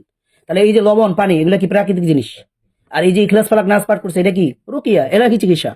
তো এই দুইটা সমন্বয়ে উনি কি করছেন, ট্রিটমেন্ট করছেন, ঠিক আছে, কথাটা বুঝতেছেন। আচ্ছা, তৃতীয় নম্বর যে বিষয়টা, এখানে দেখেন আরেকটা খুবই গুরুত্বপূর্ণ বিষয়। তো আমরা যারা জিন তারাই, মানে জিনের ট্রিটমেন্ট করি, মানে জিন শয়তানকে তাড়ানোর ট্রিটমেন্ট করি রুকিয়ার মাধ্যমে। তো আমরা যে পেশেন্টের বুকে থাপড় দিলাম, বা রাসূল সাল্লাল্লাহু, আমাদের কথা বাদ, রাসূল সাল্লাল্লাহু আলাইহি ওয়াসাল্লাম দিছেন, পেশেন্টের বুকে থাপড় দিছেন, পিঠে আঘাত করছেন, মুখে থুতু নিক্ষেপ করছেন, মুখে লালা দিছেন, এই সবগুলো জিনিস কি উনি তো করছেন, এই জিনিসগুলো কি ন্যাচারাল। আপনারা তো মূল টপিক থেকে ভুলে যেতেছেন, এগুলো হলো ন্যাচারাল জিনিস। আর উনি যে বলছেন উখরুজ ইয়া আদুওয়াল্লাহ, বা উখরুজ আদুওয়াল্লাহ আকসা আদুওয়াল্লাহ আনা রাসূলুল্লাহ, এই যে কথাগুলো বলছেন, এটা কি এলাহি রুকিয়া। তাহলে মাইক দিছে, এটা কি প্রাকৃতিক জিনিস। থুতু দিছে এটা কি? লালা দিছে এটা কি? প্রাকৃতিক। আর যে উখরুজ আদুবাল্লাহ, আখসা আদুবাল্লাহ আনা রাসূলুল্লাহ, এটা কি? রুকিয়া। রুকিয়া এলাহি চিকিৎসা। তাহলে উভয়টা সমন্বয়ে উনি কি করতেন? চিকিৎসা করতেন। কথাটা বুঝতে পারছেন? তো এটা সম্পর্কে আমরা এখন কি করব, কিছু হাদিস দেখবো আর কি। হ্যাঁ, এখানে বেশি হাদিস নিয়ে আসবো না, সম্ভবত দুইটা বা তিনটা। একটা হাদিসে নিয়ে আসছি, সেটা হলো যে ওই যে একটু আগে হাদিসটা বলছি, এটা হচ্ছে আমাজান আয়েশা রাদিয়াল্লাহু তাআলা আনহা থেকে বর্ণিত। তিনি বলতেছেন যে আন্না রাসূলুল্লাহ সাল্লাল্লাহু আলাইহি সাল্লাম ইযা কানা ইযা ইশতাকাল ইনসানু আশাইআ মিনহু, যখন রাসূল সাল্লাল্লাহু আলাইহি সাল্লামের কাছে কোনো ব্যক্তি, কোনো মানুষ কি করতেন, কোনো অসুস্থতার অভিযোগ নিয়ে আসতেন। বুঝতে পারছেন? আও কানাত বিহি করহাতুন, অথবা কারো যদি কি হইতো, কোনো জায়গায় মানে ফোড়া উঠতো। করহাতুন মানে কি? ফোড়া উঠা, ফোড়া ফোড়া, ঠিক আছে, বিষ ফোড়া উঠে না, এরকম। আও জুরহুন, অথবা কারো যদি কি হইতো, ক্ষত হইতো, কোনো জায়গায় কাটা গেছে, ইয়া হইছে, এরকম ক্ষত হইতো। তো এটার জন্য তিনি কি করতেন, যে কলা রাবি বলতেছে আর নবী সাল্লাল্লাহু আলাইহি ওয়াসাল্লাম বিইসবাইহি হাকাযা, মানে রাসূল সাল্লাল্লাহু আলাইহি ওয়াসাল্লাম তার আঙ্গুলটাকে এইভাবে কি করতেন, নিতেন। তো ও ওয়াদওয়া সুফিয়ান সাব্বাবাতাহু বিল আরদ, হাদিস ছের যিনি রাবি, এর মধ্যে একজন সুফিয়ান রাদিয়াল্লাহু সুফিয়ান রাহিমাহুল্লাহ, মানে সুফিয়ান আস-সাওরি রাহিমাহুল্লাহ। বুঝতে পারছেন? তো উনি এটা ব্যাখ্যা দিতেছে যে এটা আসলে কিভাবে করছে। তো সুফিয়ান আস-সাওরি রাহিমাহুল্লাহ উনি তার শাহাদাত আঙ্গুলটাকে কি করলো, জমিনের মধ্যে লাগাইলো। সুম্মা রাফাআহা, এরপর সে জমি থেকে এটা উঠাইলো। বিসমিল্লাহ, এরপরে আল্লাহর নাম নিল। এরপরে এই যে দোয়াটা, বিসমিল্লাহি তুরবাতু আরদিনা বিরিকাতি বাদিনা ইশফা লি ইশফা সাকিমুনা লি ইশফা বিহি সাকিমুনা বিইজনি রাব্বিনা। এরপরে তিনি এই দোয়াটা পড়লেন। ঠিক আছে? তাহলে এখানে দেখেন, ওই যে থুতু, মাটিতে হাত লাগানো, শাহাদাত আঙ্গুল ব্যবহার করা, থুতু নেওয়া, লালা নেওয়া, এই সবগুলো কি ন্যাচারাল। আর উনি যে এই দোয়াটা পড়ছে বিসমিল্লাহি তুরবাতু আরদিনা, এটা কি ইলাহি। তাহলে ন্যাচারাল জিনিস আর এলাহি জিনিস উভয়টা সমানে রাসূল সাল্লাল্লাহু আলাইহি ওয়াসাল্লাম কি করতেন, ট্রিটমেন্ট করতেন। তো এই হাদিসের ব্যাখ্যা করতে গিয়ে আতিবুন নববীর মধ্যে ইমাম ইবনুল কাইয়িম রাহিমাহুল্লাহ খুব সুন্দর একটা আলোচনা করছেন। উনি বলতেছেন ওয়া মা'নাল হাদিস, এই হাদিসের মানে মূল অর্থটা কি, মূল সারমর্ম কি, উনি এটা নিয়ে আসছেন। উনি বলতেছেন যে আন্নাহু ইয়াখুযু মিন রিকি নাফসিহি আলা ইসবাইহি আস-সাবাবা, মানে রাসূল সাল্লাল্লাহু আলাইহি ওয়াসাল্লাম তার শাহাদাত আঙ্গুলের মধ্যে কি করতেন, একটু লালা নিতেন। কি করতেন? লালা, এই যে এইভাবে নিত, মুখ থেকে লালা নিছে, নেওয়ার পরে সুম্মা ইয়াদাউহা আলা আলা তুরাব, এরপরে উনি এটা কথা রাখছেন, মাটিতে রাখছেন। এরপরে ফায়ালাকু বিহা মিনহু শাইউন, এই মাটির মধ্যে থেকে কিছু জিনিস কি হইতো, ওইখানে লেগে যেত আঙ্গুলে। ফায়ামসাহু বিহি আলাল জুরহ, এবং তিনি কি করতেন, ওই ক্ষত স্থানে মাসাজ করতেন। কথাটা বুঝছেন? ওয়া ইয়াকুলু হাযাল কালাম, এবং তিনি ওই দোয়াটা পড়তেন। কোনটা? ওই যে বিসমিল্লাহি তুরবাতু আরদিনা। এখন বলতেছে এই দোয়াটা উনি কেন পড়তেন? তো উনি বলতেছেন লিমা ফিহি মিন বারাকাতি যিকরি ইসমিল্লাহ, কেননা এই দোয়াটার মধ্যে কি আছে, আল্লাহর নামের জিকিরের বরকত আছে। ওয়া তাফউয়িদিল আমরি ইলাইহি, আর যখন এই দোয়াটা পড়া হলো তখন আমি বিষয়টা কি করলাম, আল্লাহর কাছে ন্যস্ত করে দিলাম। ঠিক আছে? ওয়া তাওয়াক্কুলি আলাইহি, এবং আল্লাহর উপর কি করা হলো, ভরসা করা হলো এই দোয়াটার মাধ্যমে। ওই যে বলা হয়েছে না বিইজনি রাব্বিনা, আমাদের রব, ওনার হুকুমে কি হবে, রোগটা ভালো হয়ে যাবে, তাই না? তাহলে আল্লাহর উপর কি করা হয়েছে, বিষয়টা ন্যস্ত করা হলো এবং তার উপর তাওয়াক্কুল করা হলো। তারপরে বলা হয়েছে এই যে এইটা হলো আমাদের মূল পয়েন্ট, ফায়ান দম্মু আহাদুল ইলাজাইনি ইলাল আখার। ইয়ান দম্মু মানে মিলিত হওয়া, সংযোগ স্থাপন করা, মানে আহাদুল ইলাজাইন মানে দুইটা চিকিৎসার মধ্যে একটা চিকিৎসাকে আরেকটা চিকিৎসার সাথে কি করছে, মিশ্রণ করা হয়েছে। ফায়াকওয়াত তাসির, আর এটা করার ফলে কি হয়েছে, ওষুধের ক্ষমতা, কার্যক্ষমতা বাইরে গেছে। তাহলে ফায়ান দম্মু আহাদুল ইলাজাইন, এই কথাটা কি মূল পয়েন্ট আমাদের। মানে অনেকে বলতে পারে যে ভাই দুইটাতে একই জিনিস, আপনি ন্যাচারাল আর রুকিয়া মানে আলাদা করতেছেন কেন, দুটাতে একই জিনিস, মানে কাজগুলো তো একই সাথে করছে, তাহলে এটাই রুকিয়া, এভাবে অনেকে বলবে। কিন্তু ইবনুল কাইয়িম রাহিমাহুল্লাহ কি করছেন, দুইটাকে আলাদা চিকিৎসা, আলাদা এলাজ হিসেবে উল্লেখ করছেন, যে দুইটা আসলে একই জিনিস না, যদিও একসাথে করা হয়েছে। কথাটা বুঝছেন? তাহলে কেউ যদি বলে যে সব কাজগুলো তো একসাথেই করা হয়েছে, তাহলে এটা তো এটাও তো রুকিয়া, এই কথা কি সহি না ভুল? ভুল। আমরা কি কোনো ব্যক্তির কথা নিব, নাকি আলেমদের কথা শুনবো, অবশ্যই আমরা সালাফদের কথা নিব, আলেমদের কথা নিব, ঠিক আছে? তো ইবনুল কাইয়িম রাহিমাহুল্লাহ উনার এই ব্যাখ্যা থেকে আমরা স্পষ্টভাবে বুঝতে পারলাম কি, যে এখানে দুইটা চিকিৎসা, একটা এলাহি চিকিৎসা আর একটা কি প্রাকৃতিক চিকিৎসা, মানে রুকিয়া শরিয়া এবং ন্যাচারাল জিনিস দুইটার মাধ্যমে কি করা হয়েছে, চিকিৎসাটা করা হয়েছে। আর এই দুইটার মিশ্রণের ফলে কি হয়, চিকিৎসাটা কি হয়, প্রভাব বিস্তার করে বেশি, মানে এটা তাসির, এটা প্রভাব আরো বেশি হয়, শক্তিশালী হয়। ক্লিয়ার? আচ্ছা, তাহলে এখানে আমরা এখন যারা আমরা এখন দেখেন, এখন বাস মাথাটা একবারে ঠান্ডা করে, এখন আমরা বর্তমানে যারা কি করি, রুকিয়া করি, আমরা আসলে শুধু রুকিয়া করি নাকি রাসূল সাল্লাল্লাহু আলাইহি ওয়াসাল্লামের এই তিনটা জিনিসকে ফলো করতেছি? তিনটা জিনিসের সমন্বয় ঘটাই না? আমি পেশেন্টকে সোনা পাতা খাইতে বলতেছি, এটা কি রুকিয়া? এটা তো ন্যাচারাল চিকিৎসা। আমি পেশেন্টকে বমি করাইতেছি, কই এটা কি রুকিয়া? আমি রুকিয়ার গোসল করাইতেছি, এটা কি রুকিয়া? গোসল কি রুকিয়া? হ্যাঁ, তাহলে আমরা কি করি, পুরো রাসূল সাল্লাল্লাহু আলাইহি সাল্লামের তিব্বে নববীটাকে আমরা কি করি, উনার যে চিকিৎসা পদ্ধতি ছিল এই তিনটা জিনিসকে আমরা ফলো করি। তাহলে এখন আপনি বলতে পারেন বর্তমান সময়ে এই তিব্বে নববীটাকেই আমরা প্রচলিত অর্থে বলতেছি কি রুকিয়া, মানে এটা একটা মৌলিক কথা বলে দিলাম। বর্তমান সময়ে পুরো তিব্বে নববীটাকে ফলো করার নামই হচ্ছে কি রুকিয়া, এটাই হলো রুকিয়ার প্রচলিত অর্থ। কারণ আপনি যদি শুধু সবগুলোকে রুকিয়া করেন তাহলে তো গোসল তো রুকিয়া না, বমি করা তো রুকিয়া না, সোনা পাতা তো রুকিয়া না, হিজামা তো রুকিয়া না, তাহলে আপনি সবগুলোকে রুকিয়া কেন বলতেছেন? এই জন্য প্রচলিত অর্থে আমরা কি রুকিয়া দ্বারা কি বুঝাই, পুরো তিব্বে নববীটাকে। রুকিয়া দ্বারা আমরা কি বুঝি, পুরো রাসূল সাল্লাল্লাহু আলাইহি ওয়াসাল্লামের ট্রিটমেন্ট পদ্ধতিকে। কথাটা বুঝতে পারছেন? তাহলে আমরা কি শুধু রুকিয়া করি নাকি শুধু পুরো রাসূল সাল্লাল্লাহু আলাইহি ওয়াসাল্লামের ট্রিটমেন্ট ব্যবস্থাটাকে ফলো করতেছি? কথা বুঝছেন? খুবই ইন্টারেস্টিং একটা জিনিস, আমরা এটা অনেকেই জানি না, সবকিছু ভুলে ফেলি আমরা।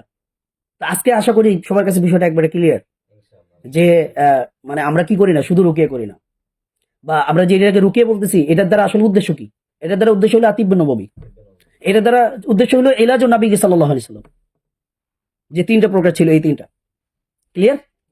ইনশাআল্লাহ আল্লাহ তাআলা আপনাদেরকে বুঝার তৌফিক দান করুন।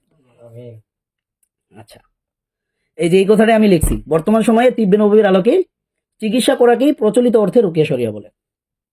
এটা নোট ডাউন করে রাখেন আপনারা, তাহলে আপনারা পেঁচে পড়বেন না। অনেকে আপনাকে প্রশ্ন করবে, ইয়ে করবে। আচ্ছা, এখানে আরেকটা জিনিস বলতে ভুলে গেছিলাম, সেটা হলো যে ওই আমি একটা সেমিনারের আলোচনা শুনছিলাম, মানে চট্টগ্রামে হয়তো রাকিদের একটা সেমিনার হয়েছিল আর কি, এটা হয়তো আর অনেক আগে, 1 বছর আগে মনে হয়।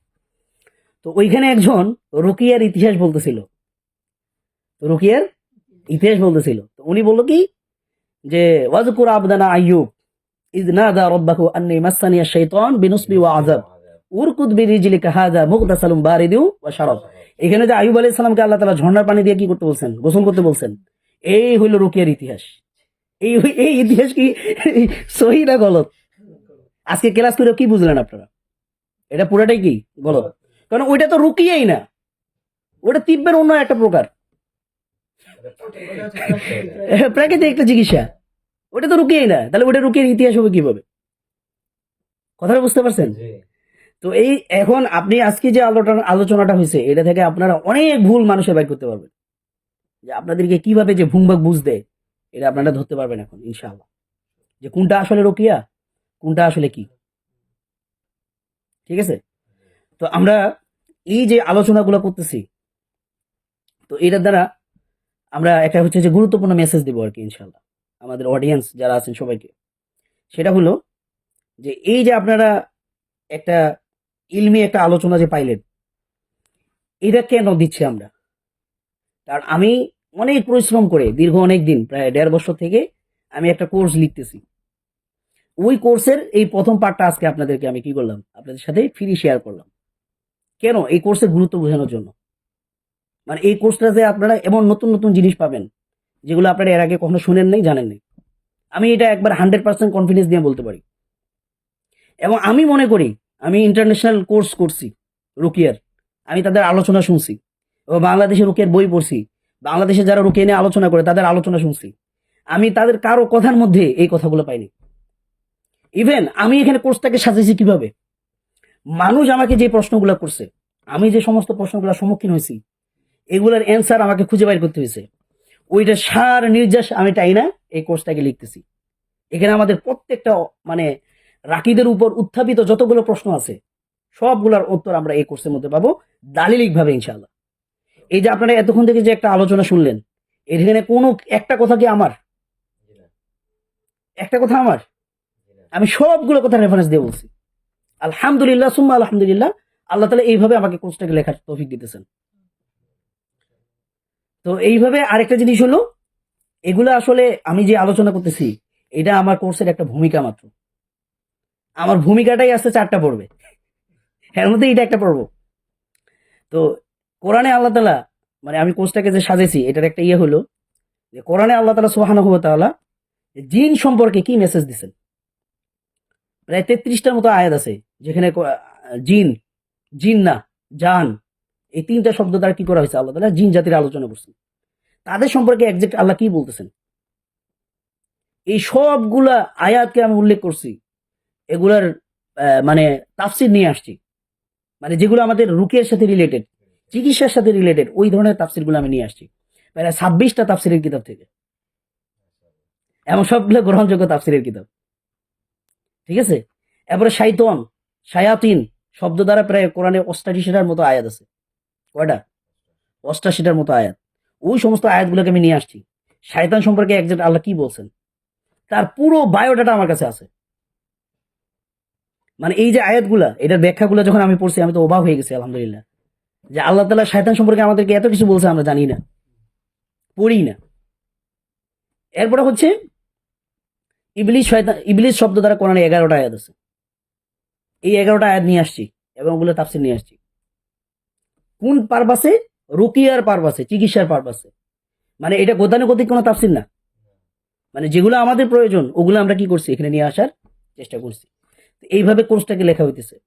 এরকম বদনজর সম্পর্কে কোরআনে যতগুলো আয়াত আছে ওগুলো তাফসির, হাসাদ সম্পর্কে যতগুলো আয়াত আছে ওগুলো তাফসির। আরো ইন্টারেস্টিং বিষয় হলো সিহের, সিহের সম্পর্কে যতগুলো আয়াত আছে সবগুলো আমরা নিয়ে আসছি, ওগুলো তাফসিরও নিয়ে আসছি। আলহামদুলিল্লাহ এই পর্যন্ত লেখা শেষ। এবং আমরা এই কোর্সের মধ্যে যে বিষয়টা নিয়ে আসছি সেটা হলো যে প্রায় 66টা জায়গা আছে বনি আদমের মানে আমাদের লাইফ স্টাইলের 66টা জায়গা যেটা আমাদের দৈনন্দিন জীবনে খরচ হয়। এইরকম দৈনন্দিন জীবনে 66টা জায়গায় শয়তান প্রতিদিন প্রভাব বিস্তার করে। সুবহানাল্লাহ। এগুলো আমরা কি কোথা থেকে নিয়ে আসছি? হাদিস থেকে। এইভাবে কেউ কোর্স সাজাইছে আমার জানা নেই।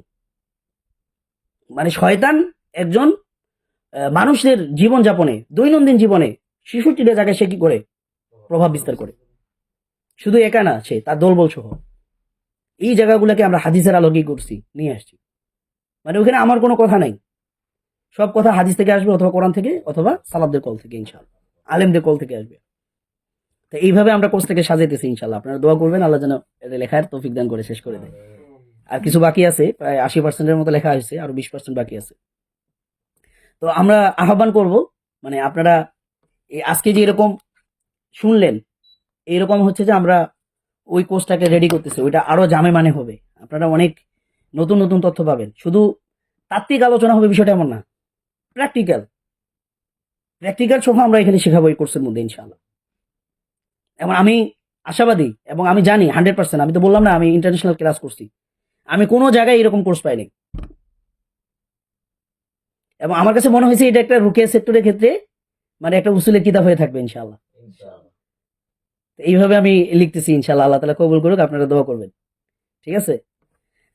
আচ্ছা, তো আমরা বাকি আলোচনাটা শেষ করে এরপরে হচ্ছে যে প্রশ্ন উত্তর পর্বে যাবো আর কি ইনশাআল্লাহ। তো আমরা আজকে রুকিয়ার কিছু অজানা নাম সম্পর্কে জানবো। আমরা তো শুধু রুকিয়াটাই জানি, তো রুকিয়ার কিন্তু আরো কি আছে, কিছু সিমিলার নাম আছে। তো এই নামগুলো আমরা এখানে কেন উল্লেখ করলাম?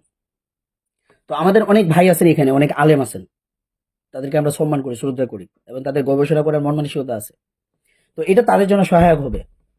তারা যখন এই বিষয়গুলো নিয়ে পড়াশোনা করতে যাবে তখন এই শব্দগুলো পাবে, মানে উজা, নুসরা, আজায়েম, এই শব্দগুলা মূল মিনিংটা কি এটা তাদের কাজে লাগবে। তো এইখানে যে বিষয়টা নুসরা এবং উজা এবং হচ্ছে আরেকটা বিষয় আছে আজায়েম, 3টা জিনিস। এই তিনটা জিনিসেরই দুইটা ভার্সন হয়, একটা শরী আর একটা হলো কি শিরকি, মানে গায়রে শরী যেটা বলেন। তো অনেক সময় দেখবেন যে আলেমরা বলতেছে কি, যেমন ইবনে তাইমিয়ার ফতোয়া আছে অনেক, যে ওয়ালা ইউকাসসিমু ওয়ালা ইউআযিমু, মানে যেই কথার মধ্যে কি আছে, কুফর আছে, শিরিক আছে, এগুলা দ্বারা কসম করাও যাবে না, এগুলা দ্বারা আজাইম সংকল্পও করা যাবে না। তো এই যে ইউকাসিমু তারপর ইউআযিমু যে শব্দগুলো ব্যবহার করা হয়েছে, তো এটা আমি যদি এই মানাগুলো জানি, তাহলে তখন আমার ওইখানে রিসার্চ করতে কি হবে, সহজ হবে, যে উনি আসলে কি বুঝেছেন। তাহলে এটা দুই ধরনের হয়, আজাইমটা শরীর ভাবে হয়, আবার গায়রে শরীর ভাবে হয়। তো আজাইম দ্বারা কিন্তু মন্ত্র বোঝায়, আবার এটা যদি শরীর ভাবে নেন তাহলে এটা রুকিয়া। নুসরা দ্বারা কি বোঝায়, রুকিয়া বোঝায়। আবার যদি এটা গাড়ি, যেমন হাদিস আছে আর নুসরা তু মিন আমালি শাইতান, আর নুসরা তু মিন আমালি শাইতান, যে নুসরা হলে শয়তানের কাজ, হাদিস আছে এটা। তাহলে ওটা কোন নুসরা, ওটা হলো গায়রে শরী নুসরা। আর যেটা শরী নুসরা ওটা কি জায়েজ, এটা ইবনুল কাইয়িম এই সম্পর্কে আলোচনা করছে, ঠিক আছে। আবার এই আল উযা আশ্রয় প্রার্থনা করা, ওয়া আন্নাহু কানা রিজালু মিনাল ইনসি ইয়াউযুনা বিরিজালি মিনাল জিন, তাহলে আশ্রয় প্রার্থনা করে এটা কি শুধু আল্লাহর কাছে হয় নাকি জিনের কাছেও হয়? তা আল্লাহ তাআলা সূরা জিনের মধ্যে স্পষ্ট ভাবে বলছেন যে মানুষের মধ্যকার কিছু পুরুষ তারা জিনদের মধ্যকার যারা পুরুষ আছে তাদের কাছে কি করতো, আশ্রয় প্রার্থনা করতো। তাহলে আশ্রয় প্রার্থনা করা শুধু কি হয় না, আল্লাহর কাছে হয়, বিষয়টা এমন না। তাহলে ওটা যদি শয়তানের জন্য হয় ওটা কি শরী হবে না গায়রে শরী? আবার যেটা আল উযা যেটা আল্লাহর কাছে হয় ওটা কি শরী? তাহলে এইটা হলো মূল উসুল আর কি, মানে দুইটা ভার্সন, হয় শরী নালে গায়রে শরী। যেটার মধ্যে কুফর শিরিক হারাম আছে ওটা গায়রে শরী।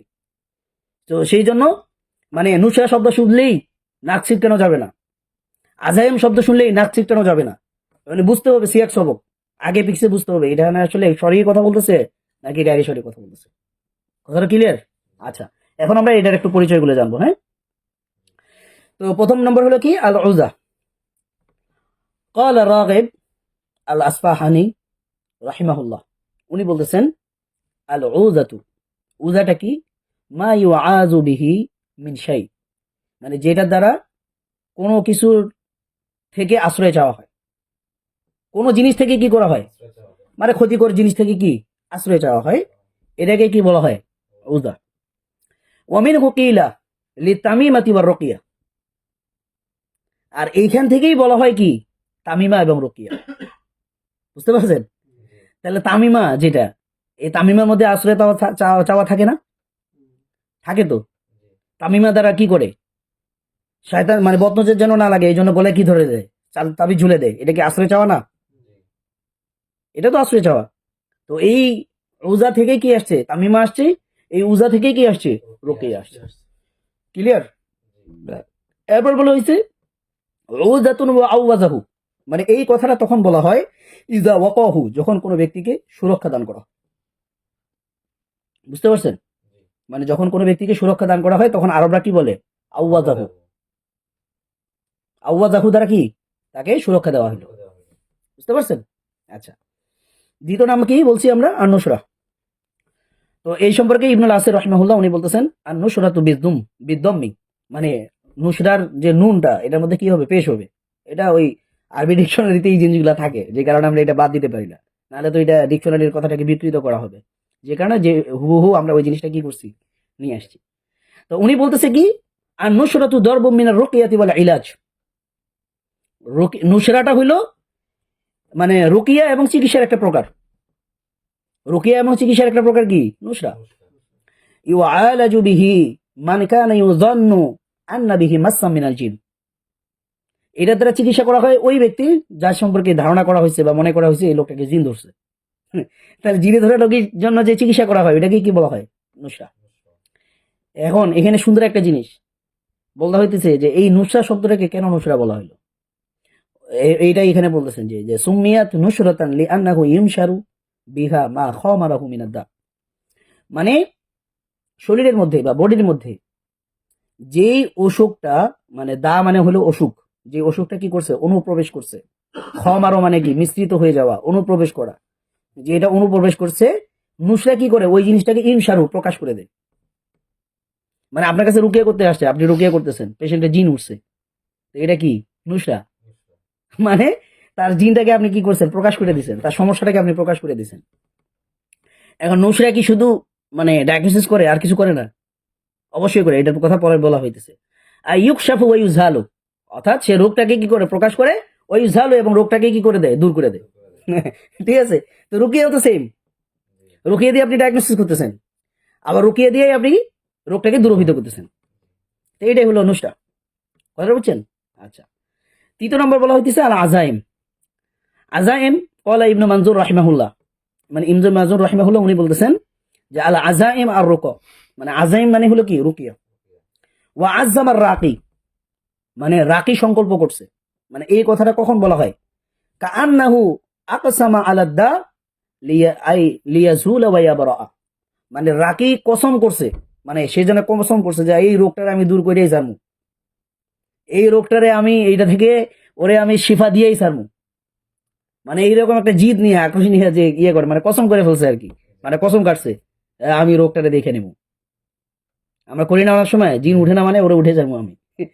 ঠিক আছে, এই যে একটা মন এটাই কি সংকল্প করা না, এটাই কসম করা। তো তো ওইটাই বলা হইতেছে। তো আশা করি এই বিষয়টা বুঝতে পারছেন।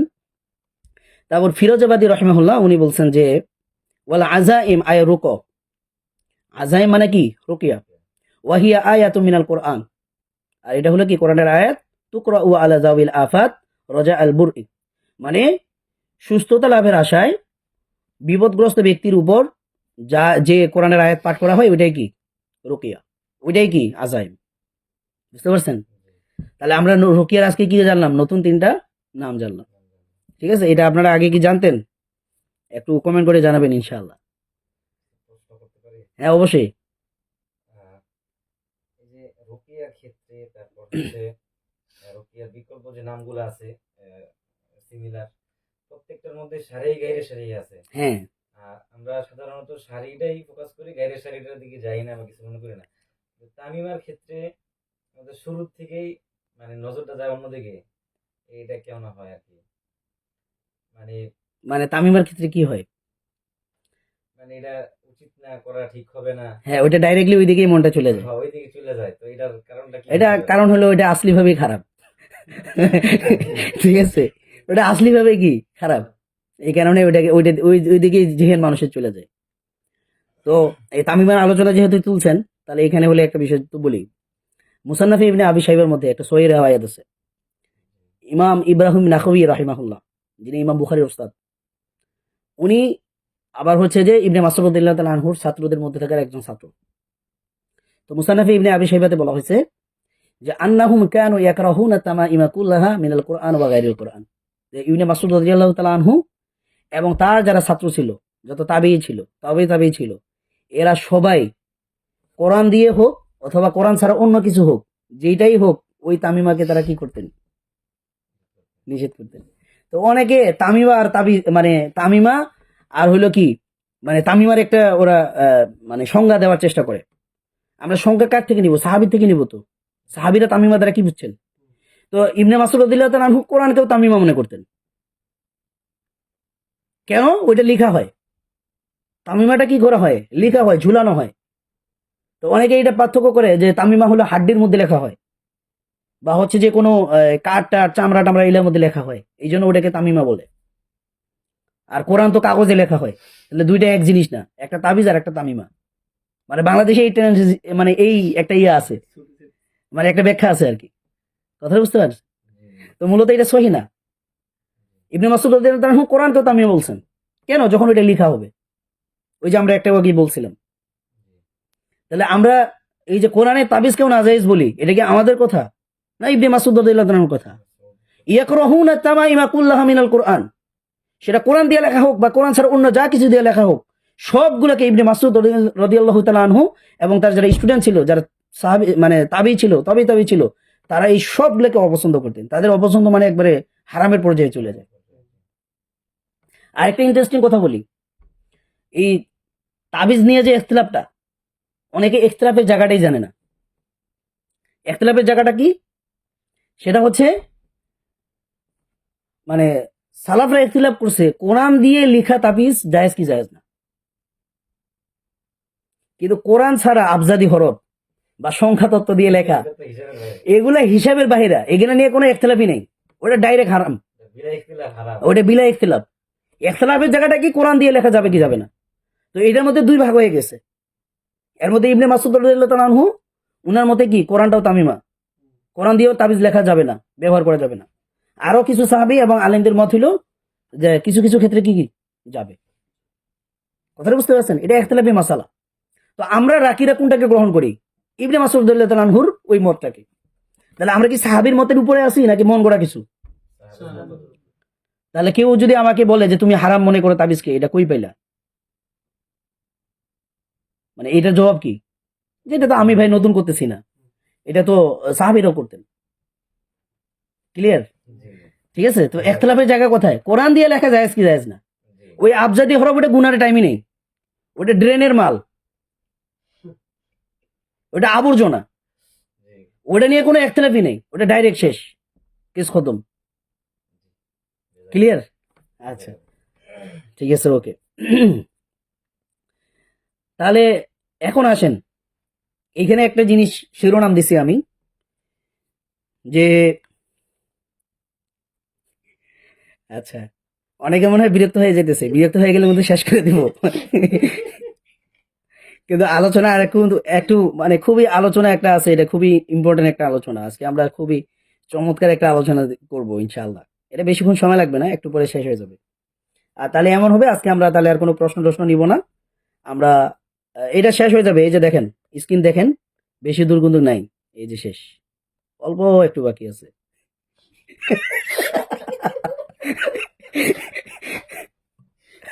ঠিক আছে, অল্প একটু বাকি আছে বন্ধু, আসলে বেশি নাই। আচ্ছা,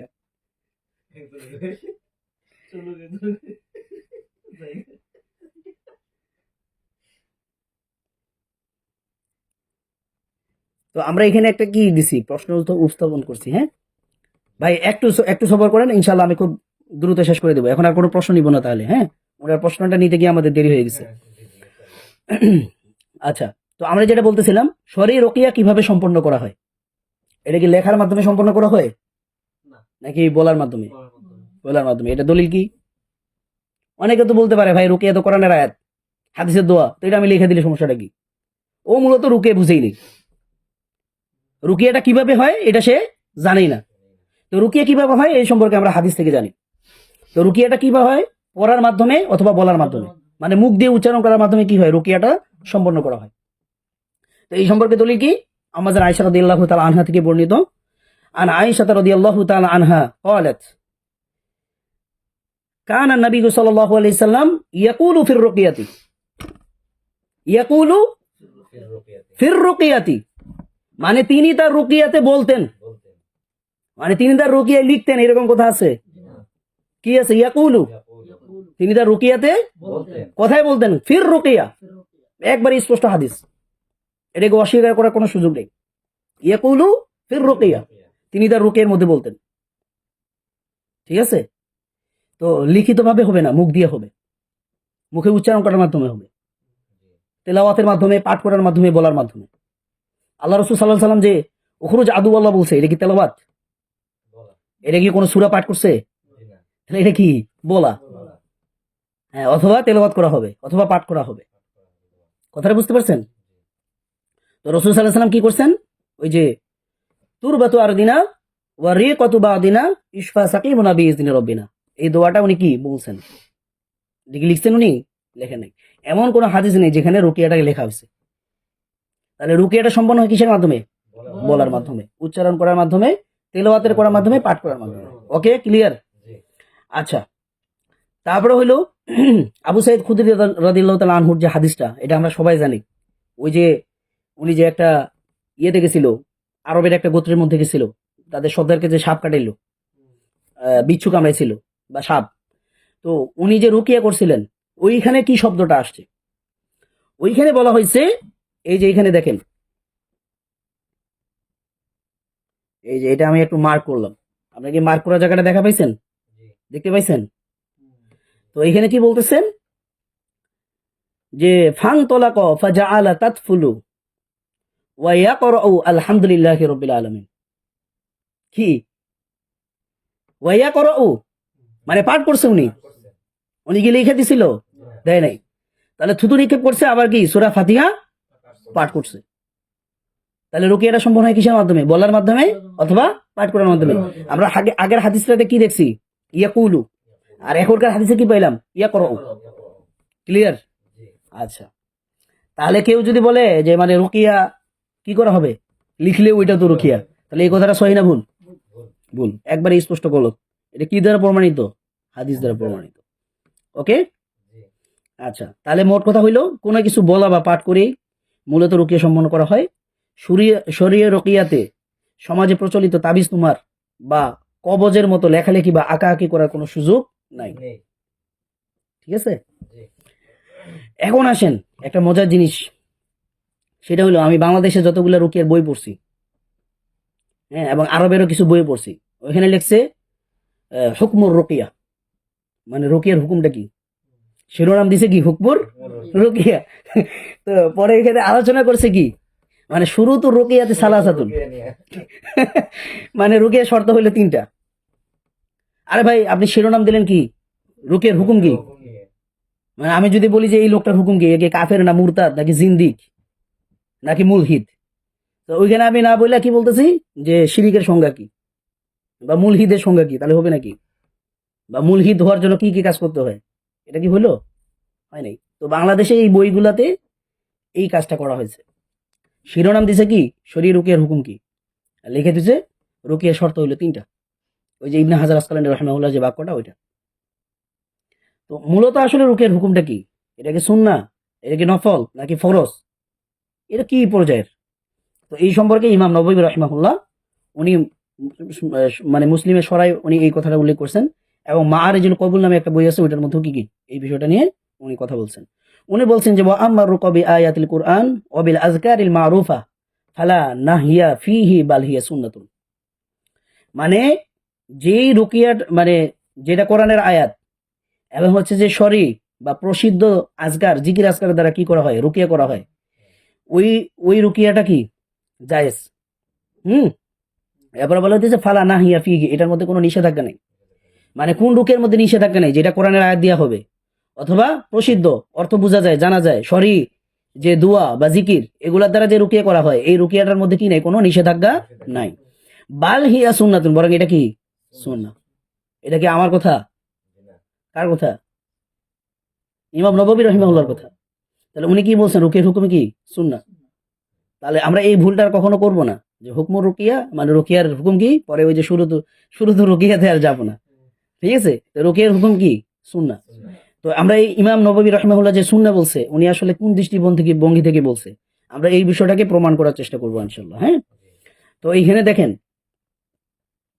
সুন্নাহের সংজ্ঞা কি এটা আগে আমরা জানি তো ইমাম শাওকানি রাহিমাহুল্লাহ উনি বলছেন যে ওয়া আম্মা মানাহা শারআন মানে সুন্নতের শরঈ অর্থ হচ্ছে পারিভাষিক অর্থ হইল আও আই ফি ফিল আই আই ফিল আরে ইস্তিলাহি আলিশার।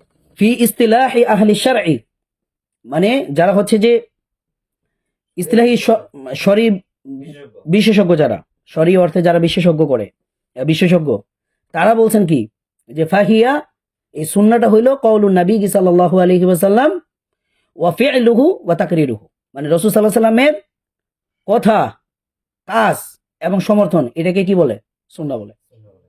এখন আমরা দেখব রাসূল সাল্লাল্লাহু আলাইহি সাল্লামের কথা কাজ এবং অনুমোদন দ্বারা রুকিয়ার বিষয়টা প্রমাণিত কিনা যদি এই 3টা বিষয় দ্বারা প্রমাণিত হয় তাহলে রুকিয়াটা কি সুন্নাহ হবে নাকি নফল সুন্নাহ।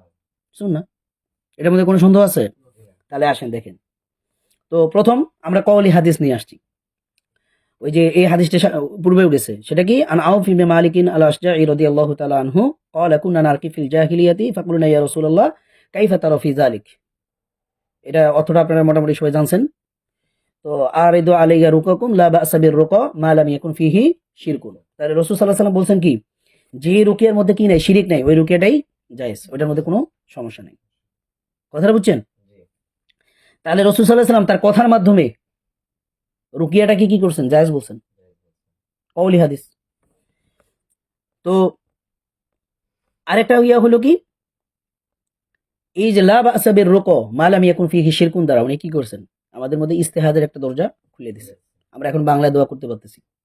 যদি এই ইস্তেহাদের সুযোগটা না থাকতো তাহলে কি বাংলা দোয়া করতে পারতেন? পারতেন না। ঠিক আছে? তারপর আরেকটা হাদিস যেটা পূর্বেও গেছে, সেটা হলো যে ওই যে আহ, আমর ইবনে হাজমের যে গোত্র, ওনারা আল্লাহ রসুলকে বললো না যে আমরা জাহিলিয়াতের সময় রুকিয়া করতাম, তখন রসুল সাল্লাহ সাল্লাম বলল কি যে মা আনা বাসান, আমি তোমাদের রুকিয়ার মধ্যে কি করতে পারতেছি, কোনো সমস্যা দেখতে পাচ্ছি না। মানিস্তা তো আমিনকুম আন ইয়াংফা আখাহু ফালিয়াংফা আহু, মানে যে ব্যক্তি পারে সেজন্য কি করে, তার ভাইয়ের উপকার করে রুকিয়ার মাধ্যমে। তাহলে এখানে রসুল সাল্লাহ সাল্লাম রুকিয়া করাটাকে কি করছেন, উৎসাহ দিছে আরো। তাহলে যে এটা কি কওলি হাদিস। আচ্ছা, এরপরে আসেন ফেলি হাদিস। রসুল সাল্লাহ সাল্লাম নিজেই আমল করছেন, মানে নিজেই রুকিয়া করছেন। এটা কি এই হাদিসগুলো পূর্বেও গেছে যে আন্না নবী সাল্লাল্লাহু আলাইহি সাল্লাম কানা ইয়ানফুসু আলা নাফসিহি ফিল মারাদিল্লাযী মাতা ফীহি বিল মুআউযাত। অর্থাৎ রাসূল সাল্লাল্লাহু আলাইহি সাল্লাম যেই অসুস্থতা মারা গেছেন, ওই অসুস্থতার সময় উনি কি করছেন, নিজে নিজে রুকিয়া করছেন কি দিয়ে, সূরা ফালাক নাস দিয়া। তাহলে রাসূল সাল্লাল্লাহু আলাইহি সাল্লাম নিজে রুকিয়া করছেন, এটা কি ফেলি হাদিস। ঠিক আছে? এরপর বলা হয়েছে যে আন্না নবী সাল্লাল্লাহু আলাইহি সাল্লাম ইউআউযু বা'দা আহলিহি, রাসূল সাল্লাল্লাহু আলাইহি সাল্লাম তার পরিবারে কাউকে কি করতেন, রুকিয়া করতেন।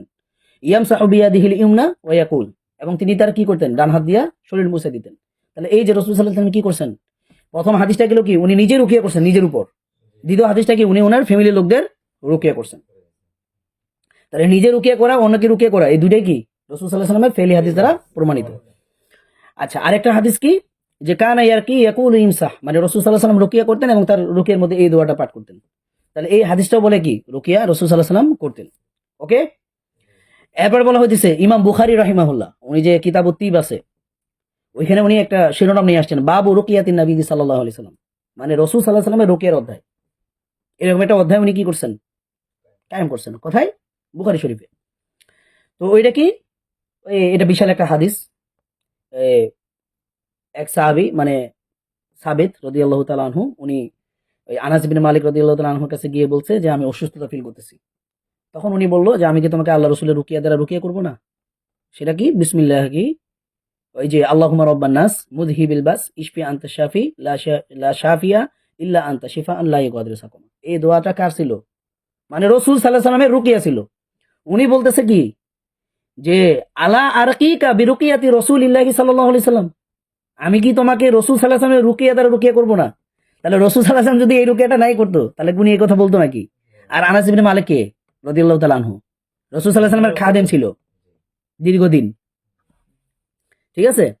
তাহলে উপরের হাদিসগুলো দ্বারা আমরা কি মানে কওলি এবং ফেলি উভয় থেকে জানলাম উনি কি করতেন, রুকিয়া করতেন এবং সুন্নাহ এটা।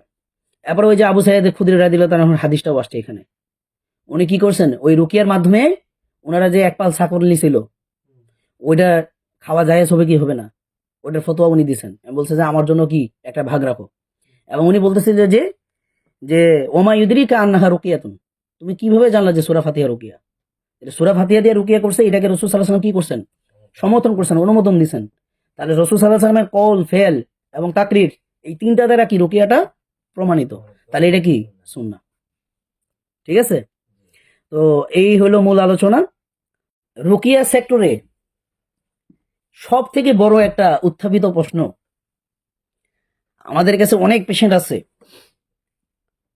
অনেক ভাইয়ের হিস্টোরি আমরা জানি, বোনদের হিস্টোরি আমরা জানি, এরা জিনা পর্যন্ত করে, নামাজ পড়তে পারে না, ঠিক আছে, হারাম কাজ করে বেড়ায়, কিন্তু সে রুকিয়া করবে না। কেন করবে না? কারণ শায়েখরা ফতোয়া দিছে যে রুকিয়া করলে বিনা হিসেবে জান্নাতে যাওয়া যাবে না। কিন্তু যদি সে জিনা করে তাহলে বিনা হিসেবে কি জান্নাতে যেতে পারবো। সে যদি নামাজ না পড়ে তাহলে বিনা হিসেবে জান্নাতে যেতে পারবে, কিন্তু অন্যের নিকট রুকিয়া করলে সে কি বিনা হিসেবে জান্নাতে যেতে পারবে না। এই যে থিঙ্কিংটা মানুষের, এই যে বুঝটা, এটা তারা কোথায় পাইছে? আলেমদের কাছ থেকে পাইছে। তাহলে আসলেই কি অন্যের নিকট রুকিয়া করলে বিনা হিসাবে জান্নাতে যাওয়া যাবে না, এই কথাটা কতটুকু সঠিক? এবং তারা যে হাদিসটাকে দলিল হিসেবে উপস্থাপন করে এটা আসলে কতটুকু সঠিক, এটা নিয়ে আমরা একটা কি করব, খুবই গুরুত্বপূর্ণ আলোচনা করব। তো প্রথম বিষয় হলো, ওনারা যে হাদিসটা দেন, ওনারা একটা বড় হাদিস দেন, আমি একটা সংক্ষিপ্ত হাদিস নিয়ে আসছি যেখানে তাদের মূল কথাটা আছে।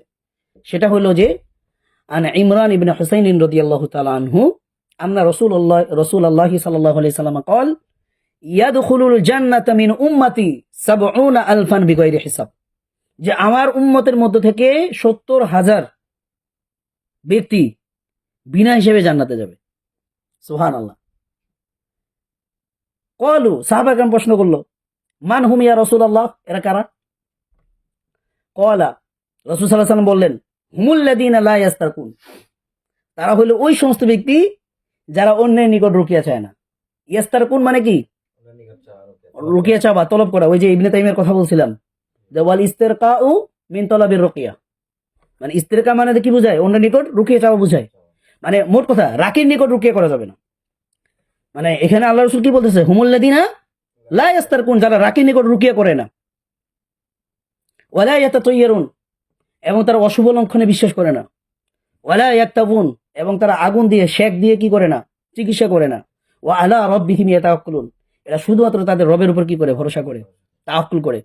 এই সমস্ত ব্যক্তিরা কি আমার উম্মতের মধ্যে যারা ব্যক্তি, তারা কি বিনা হিসাবে জান্নাতে যাবে। তা হাদিস কিন্তু স্পষ্ট যে হুমুল্লাযীনা লা ইয়াস্তারকুন, যারা রাকির কাছে গিয়ে রুকিয়া করে না, তারা বিনা হিসাবে জান্নাতে যাবে। এখন মজার বিষয় হলো এই রিওয়ায়াতটা রাকিরা উল্লেখ করে, ওই পক্ষের আলেমরা উল্লেখ করে। রাকিরা জবাব দেয় এই হাদিসকে উল্লেখ করে, এটারই একটা মানে একটা ব্যাখ্যা দেওয়ার চেষ্টা করে। আর ওনাদের ব্যাখ্যা দেওয়াও লাগে না, কারণ হাদিসের সর্ব কি একবারে স্পষ্ট। কিন্তু মজার বিষয় হলো এটা সহিহ মুসলিমের হাদিস। সহিহ মুসলিমে আর একটা সহিহ রিওয়ায়াত আছে এটারই বিপরীত। সেটা কি? ওই হাদিসটা বর্ণনা করছে সাঈদ ইবনে মানসুর রাহিমাহুল্লাহ, এটা হুসাইন ইবনে আব্দুর রহমান রাহিমাহুল্লাহ থেকে বর্ণিত। সেই হাদিসে বলা হয়েছে, একই হাদিস, ওইখানে বলা হয়েছে যে ওই যে সাহাবা কেরাম প্রশ্ন করলো না যে মানহুম ইয়া রাসূলুল্লাহ, তারা কারা যারা বিনা হিসেবে জান্নাতে যাবে? ওই হাদিসে একটা শব্দ বাড়তি আসছে।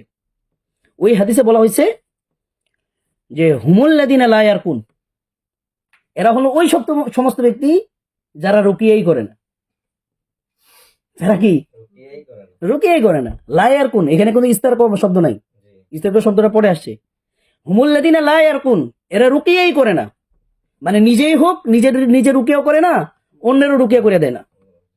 এই সমস্ত লোকেরা কি বিনা হিসেবে জান্নাতে যাবে, মানে হাদিস। এখন দেখেন অনেক সহিহ হাদিস আমরা পূর্বে উল্লেখ করলাম যে রাসূল সাল্লাল্লাহু আলাইহি ওয়াসাল্লাম নিজে রুকিয়া করছেন। জিবরাইল আলাইহিস সালাম এসে ওনাকে রুকিয়া করে দিয়েছে।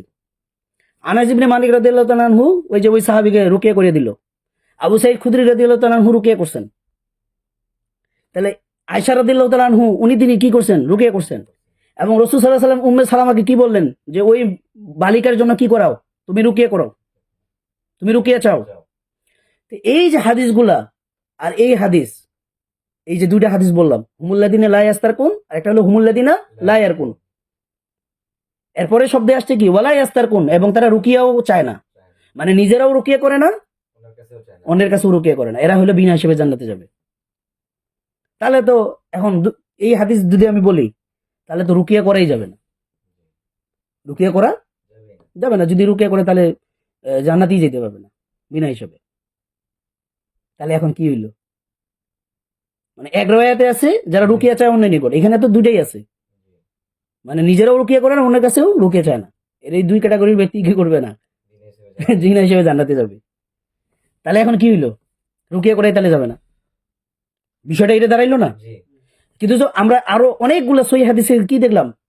রাসূল সাল্লাল্লাহু আলাইহি ওয়াসাল্লাম নিজে রুকিয়া করছেন, সাহাবা কেরাম করছেন, এবং সাহাবাদেরকে তিনি আদেশ করছেন অন্যের নিকট রুকিয়া চাইতে। ইভেন সাহাবা কেরাম অন্যের নিকট রুকিয়া করেও নিছে। জিবরাইল আলাইহিস সালাম আয়েশা আল্লাহ রাসূলকে রুকিয়া করছে। তাহলে হুমুল্লাযীনা লা ইয়ারকুন যদি বলা হয়, তাহলে তো জিবরাইল আলাইহিস সালাম বিনা হিসাবে জান্নাতে যেতে পারবো না।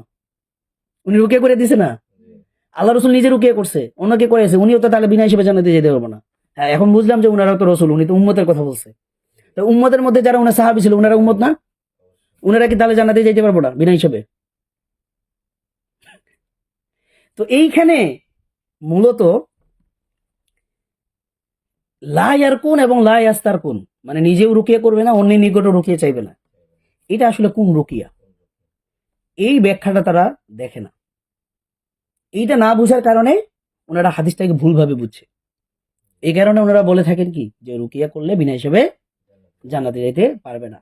তো এটা আসলে কতটুকু বাস্তব আমরা এখন দেখি। এটা সম্পর্কে ইমাম নববী রাহিমাহুল্লাহ উনি এই হাদিসের টা নিয়ে কি করছেন? সুন্দর আলোচনা করছেন। উনি একটা প্রপার সমাধান দিয়েছেন। এইটা পড়লে আর কোনো সংশয় থাকবে না ইনশাআল্লাহ।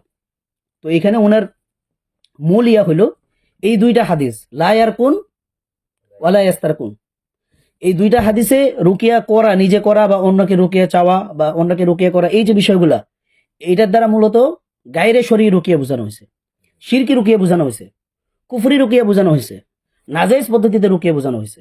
ওই রুকিয়া যদি কেউ নিজে করে, অন্যকে করায় বা অন্য নিকট চায়, সে বিনা হিসেবে জান্নাতে যাইতে পারবো না। কিন্তু কেউ যদি কোরআনের আয়াত মানে শরী রুকিয়া করে, তাহলে সে বিনা হিসেবে কি জান্নাতে যাবে। জান্নাতে যাবে। এই বিষয়টা তারা কি বুঝে নেই। তা আসেন আমরা ইমাম নববী রাহিমাহুল্লাহর বক্তব্য থেকে বিষয়টা জানি। তো সহিহ মুসলিমে এই কিতাবুস সালাম, এটার মধ্যে একটা অধ্যায় আছে বাবু তিব ওয়াল মারদ ওয়ার রুকু, ঠিক আছে? এই অধ্যায়ের মধ্যে এই ইমাম মুসলিম রাহিমাহুল্লাহ উনি নিয়ে আসছে যে ইন্না জিবরিলা রক আন নবী সাল্লাল্লাহু আলাইহি সাল্লাম, যে নিশ্চয়ই জিবরিল আলাইহিস সালাম রাসূল সাল্লাল্লাহু আলাইহি সাল্লামকে কি করে দিবেন, রুকিয়া করে দিবেন। তো এই কথাটার ব্যাখ্যা করতেছেন কে এখন? ইমাম নববী রাহিমাহুল্লাহ। উনি বলতেছেন ওয়া যাকারাল আহাদিসা বাদাহু ফির রুকু।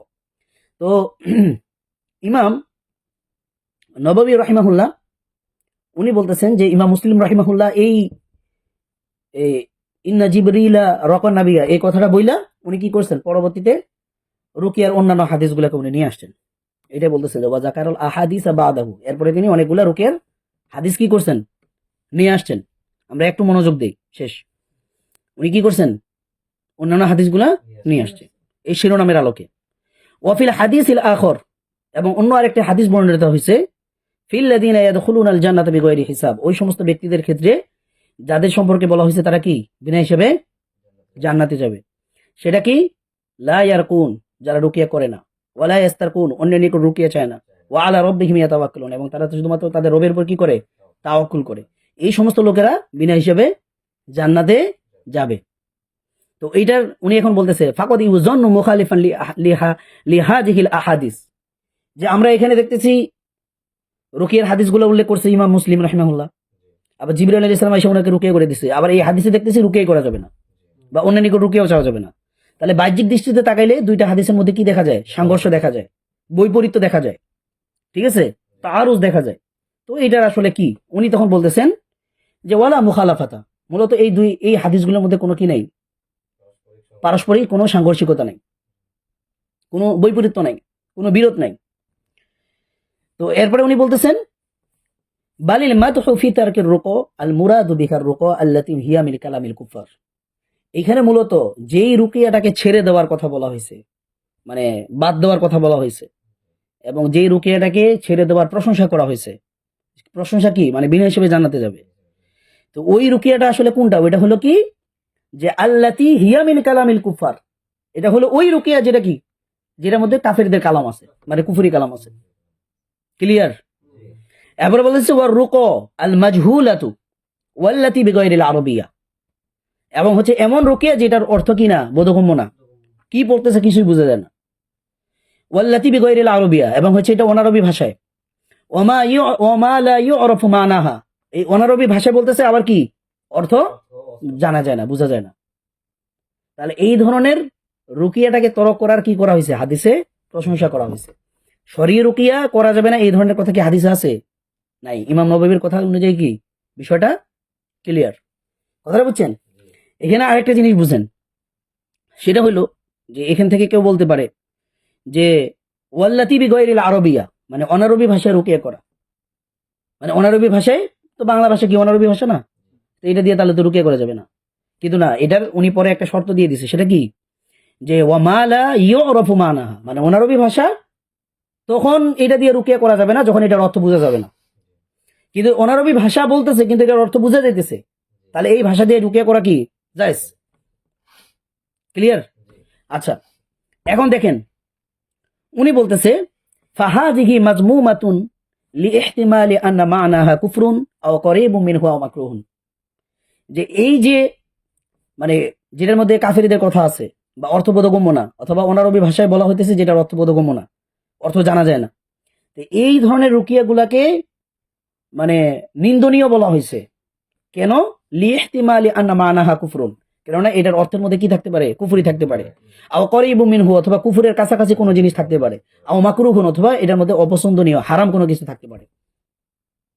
তাহলে ইমাম নববীর কথা দ্বারা স্পষ্ট বিষয়টা যে যেই রুকিয়াটা কাফেরদের কালাম, যে রুকিয়াটার অর্থ বোঝা যায় না, অনারবি ভাষা হয়, এটার অর্থ কি বলতেছে কিছুই জানা যায় না, এই ধরনের রুকিয়াগুলাকে কেউ যদি রুকিয়া করে, এই ধরনের রুকিয়া যদি কেউ করে, মানে শিরকি রুকিয়া যদি কেউ করে বা অন্যের কাছে চায়, তাহলে ওই লোকটা কি বিনা হিসাবে জান্নাতে যাইতে পারবে না। কিন্তু কোনো ব্যক্তি যদি কোরআনের আয়াত দিয়ে কি করে রুকিয়া করে, শরীর রুকিয়া করে, তাহলে এই লোকটা বিনা হিসাবে জান্নাতে যাইতে বাধা আছে?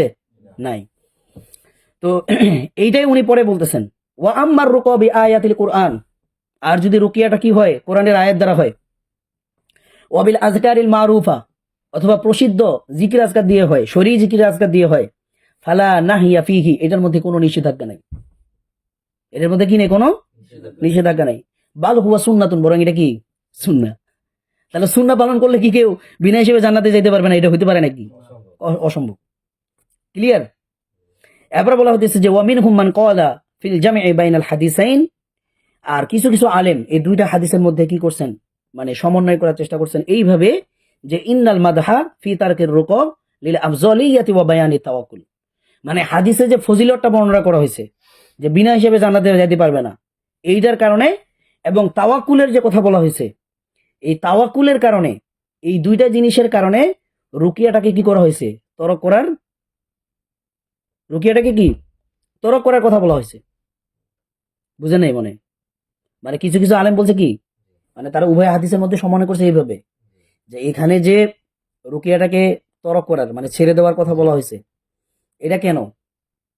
এটা হলো যে ওই যে বিনা হিসেবে জানাতে যাবে, এই যে ফজিলতটা, এটার কারণে, মানে আমি যেন বিনা হিসেবে জানাতে যেতে পারি, এই ফজিলতটা যেন নিতে পারি, এই কারণে রুকিয়া না করাটাই ভালো, মানে ওনাদের একটা মতামত। বুঝতে পারছেন? এবং যেহেতু এখানে তাওয়াক্কুলের কথা বলা হয়েছে, আমি যদি রুকিয়া গ্রহণ করি তাহলে আমার তাওয়াক্কুল নষ্ট হয়ে যাবে, এরকম একটা বুঝ দিয়ে কি করছেন ওনারা, বলতেছেন কি যে এই আফজলিয়াত এবং হচ্ছে কি তাওয়াক্কুলের কারণে ওনারা কি করছেন, রুকিয়াটাকে না করাটাই ভালো মনে করছেন। ঠিক আছে? আর ওরাই আবার বলতেছে কি ওয়াল্লাযী ফাআলার রুকু, আর যারা রুকিয়া করে, মানে আপনারা আমরা যারা রুকিয়া করি, ও আজিনা ফিহা, এবং এটার অনুমতি দেই, মানে রুকিয়া করার অনুমতি দেই, লি বায়ানিজ জাওয়াজ, মানে এটা যে জায়েজ, এই বায়ানের উপর ভিত্তি করে, এই বয়ানের উপর ভিত্তি করে আমরা কি করি, এই জিনিসটা করি। মা আন্না তার কাহা আফজল, কিন্তু এটাকে তরক করাটাই উত্তম। এটা একদম আলেমদের মতামত আর কি।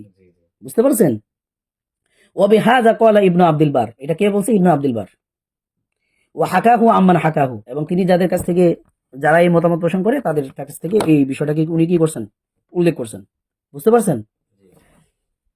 এখন ইমাম নববী রাহিমাহুল্লাহ উনি বলতেছেন ওয়াল মুখতার আল আউয়াল, মানে এই কথাগুলোর মধ্যে থেকে প্রথম বিষয়টাই কি প্রাধান্যযোগ্য, প্রথম বিষয়টাই ঠিক আছে, সঠিক। সেটা কোনটা? ওই যে ওয়া আম্মার রুকবি আয়াতুল কুরআন, যে রুকি কোরআনের আয়াত দেওয়া হয়, প্রসিদ্ধ দোয়া দেওয়া হয়, এবং হচ্ছে যে এটা কি আপনার ওই যে কি আহ, আহ, দোয়া দেওয়া হয়, জিকির আজকার দেওয়া হয়, তাহলে এটার মধ্যে নিষেধাজ্ঞা না, এটা সুন্নত। আর সুন্নত পালন করলে কেউ কি বিনা হিসেবে জান্নাতে যাওয়ার ক্ষেত্রে বাধা থাকবে না। কথাটা বুঝতে পারছেন? তো এই কথাটাই হচ্ছে কি গ্রহণযোগ্য, প্রাধান্যযোগ্য। আর অন্যান্যরা যে কথাটা বলছে ওটা আসলে সঠিক না, এই কথাটাই উনি বলতেছেন। হ্যাঁ, ওয়াকাদ নাকালু বিল ইজমা আলা জাওয়াজির রুকু বিল আয়াত ওয়াল আযকারিল্লাহি তাআলা, মানে আল্লাহর জিকির এবং হচ্ছে আল্লাহর আয়াত দ্বারা রুকিয়া করা যে জায়েজ, এইটার উপর ইজমা প্রতিষ্ঠিত হয়েছে। এটার মধ্যে কি আলেমদের মধ্যে ইজমা হয়ে গেছে। তা যেই জিনিসের মধ্যে ইজমা হয়, ওই কাজ করে যদি কেউ মানে ওই কাজ করে কি কেউ জান্নাতে যাইতে পারবে না বিনা হিসেবে, এটা কি হইতে পারে? কখনোই না। কথাটা বুঝছেন? এরপরে দেখেন ওয়াল আল মাজিরি, ইমাম নববী তখন বলতেছেন যে মাজিরি বলছেন রাহিমাহুল্লাহ যে জামিউর রুকা জায়েজাতুন ইযা কানাত বিকিতাবিল্লাহ, মানে পৃথিবীর বুকে যত রুকিয়া আছে সবগুলো জায়েজ যখন সেটা কি হবে, আল্লাহর কালাম দেওয়া হবে, আল্লাহর কিতাব দেওয়া হবে, আও বিজিকরিহি, অথবা আল্লাহর জিকির দ্বারা হবে, ওয়া মানহিয়ুন আনহা ইযা কানাত বিল লুগাতিল আজমিয়া, আর এটা তখন নিষিদ্ধ হবে রুকিয়া যখন এটার মধ্যে কি থাকবে, অনারবি ভাষা থাকবে, আজমি ভাষা থাকবে, আও বিমা লা ইউদরা মানাহু, মানে আজমি ভাষা হবে আবার এটার অর্থ কি বোঝা যাবে না, লি জাওয়াজি আইয়াকুনা ফিহি কুফরুন, এটা এই কারণে যে এই অনারবি ভাষার মধ্যে কি থাকতে পারে, কুফর থাকতে পারে, যেহেতু অর্থ জানা দিতেছে না। তাহলে এই ধরনের রুকিয়াগুলো কি নিষিদ্ধ।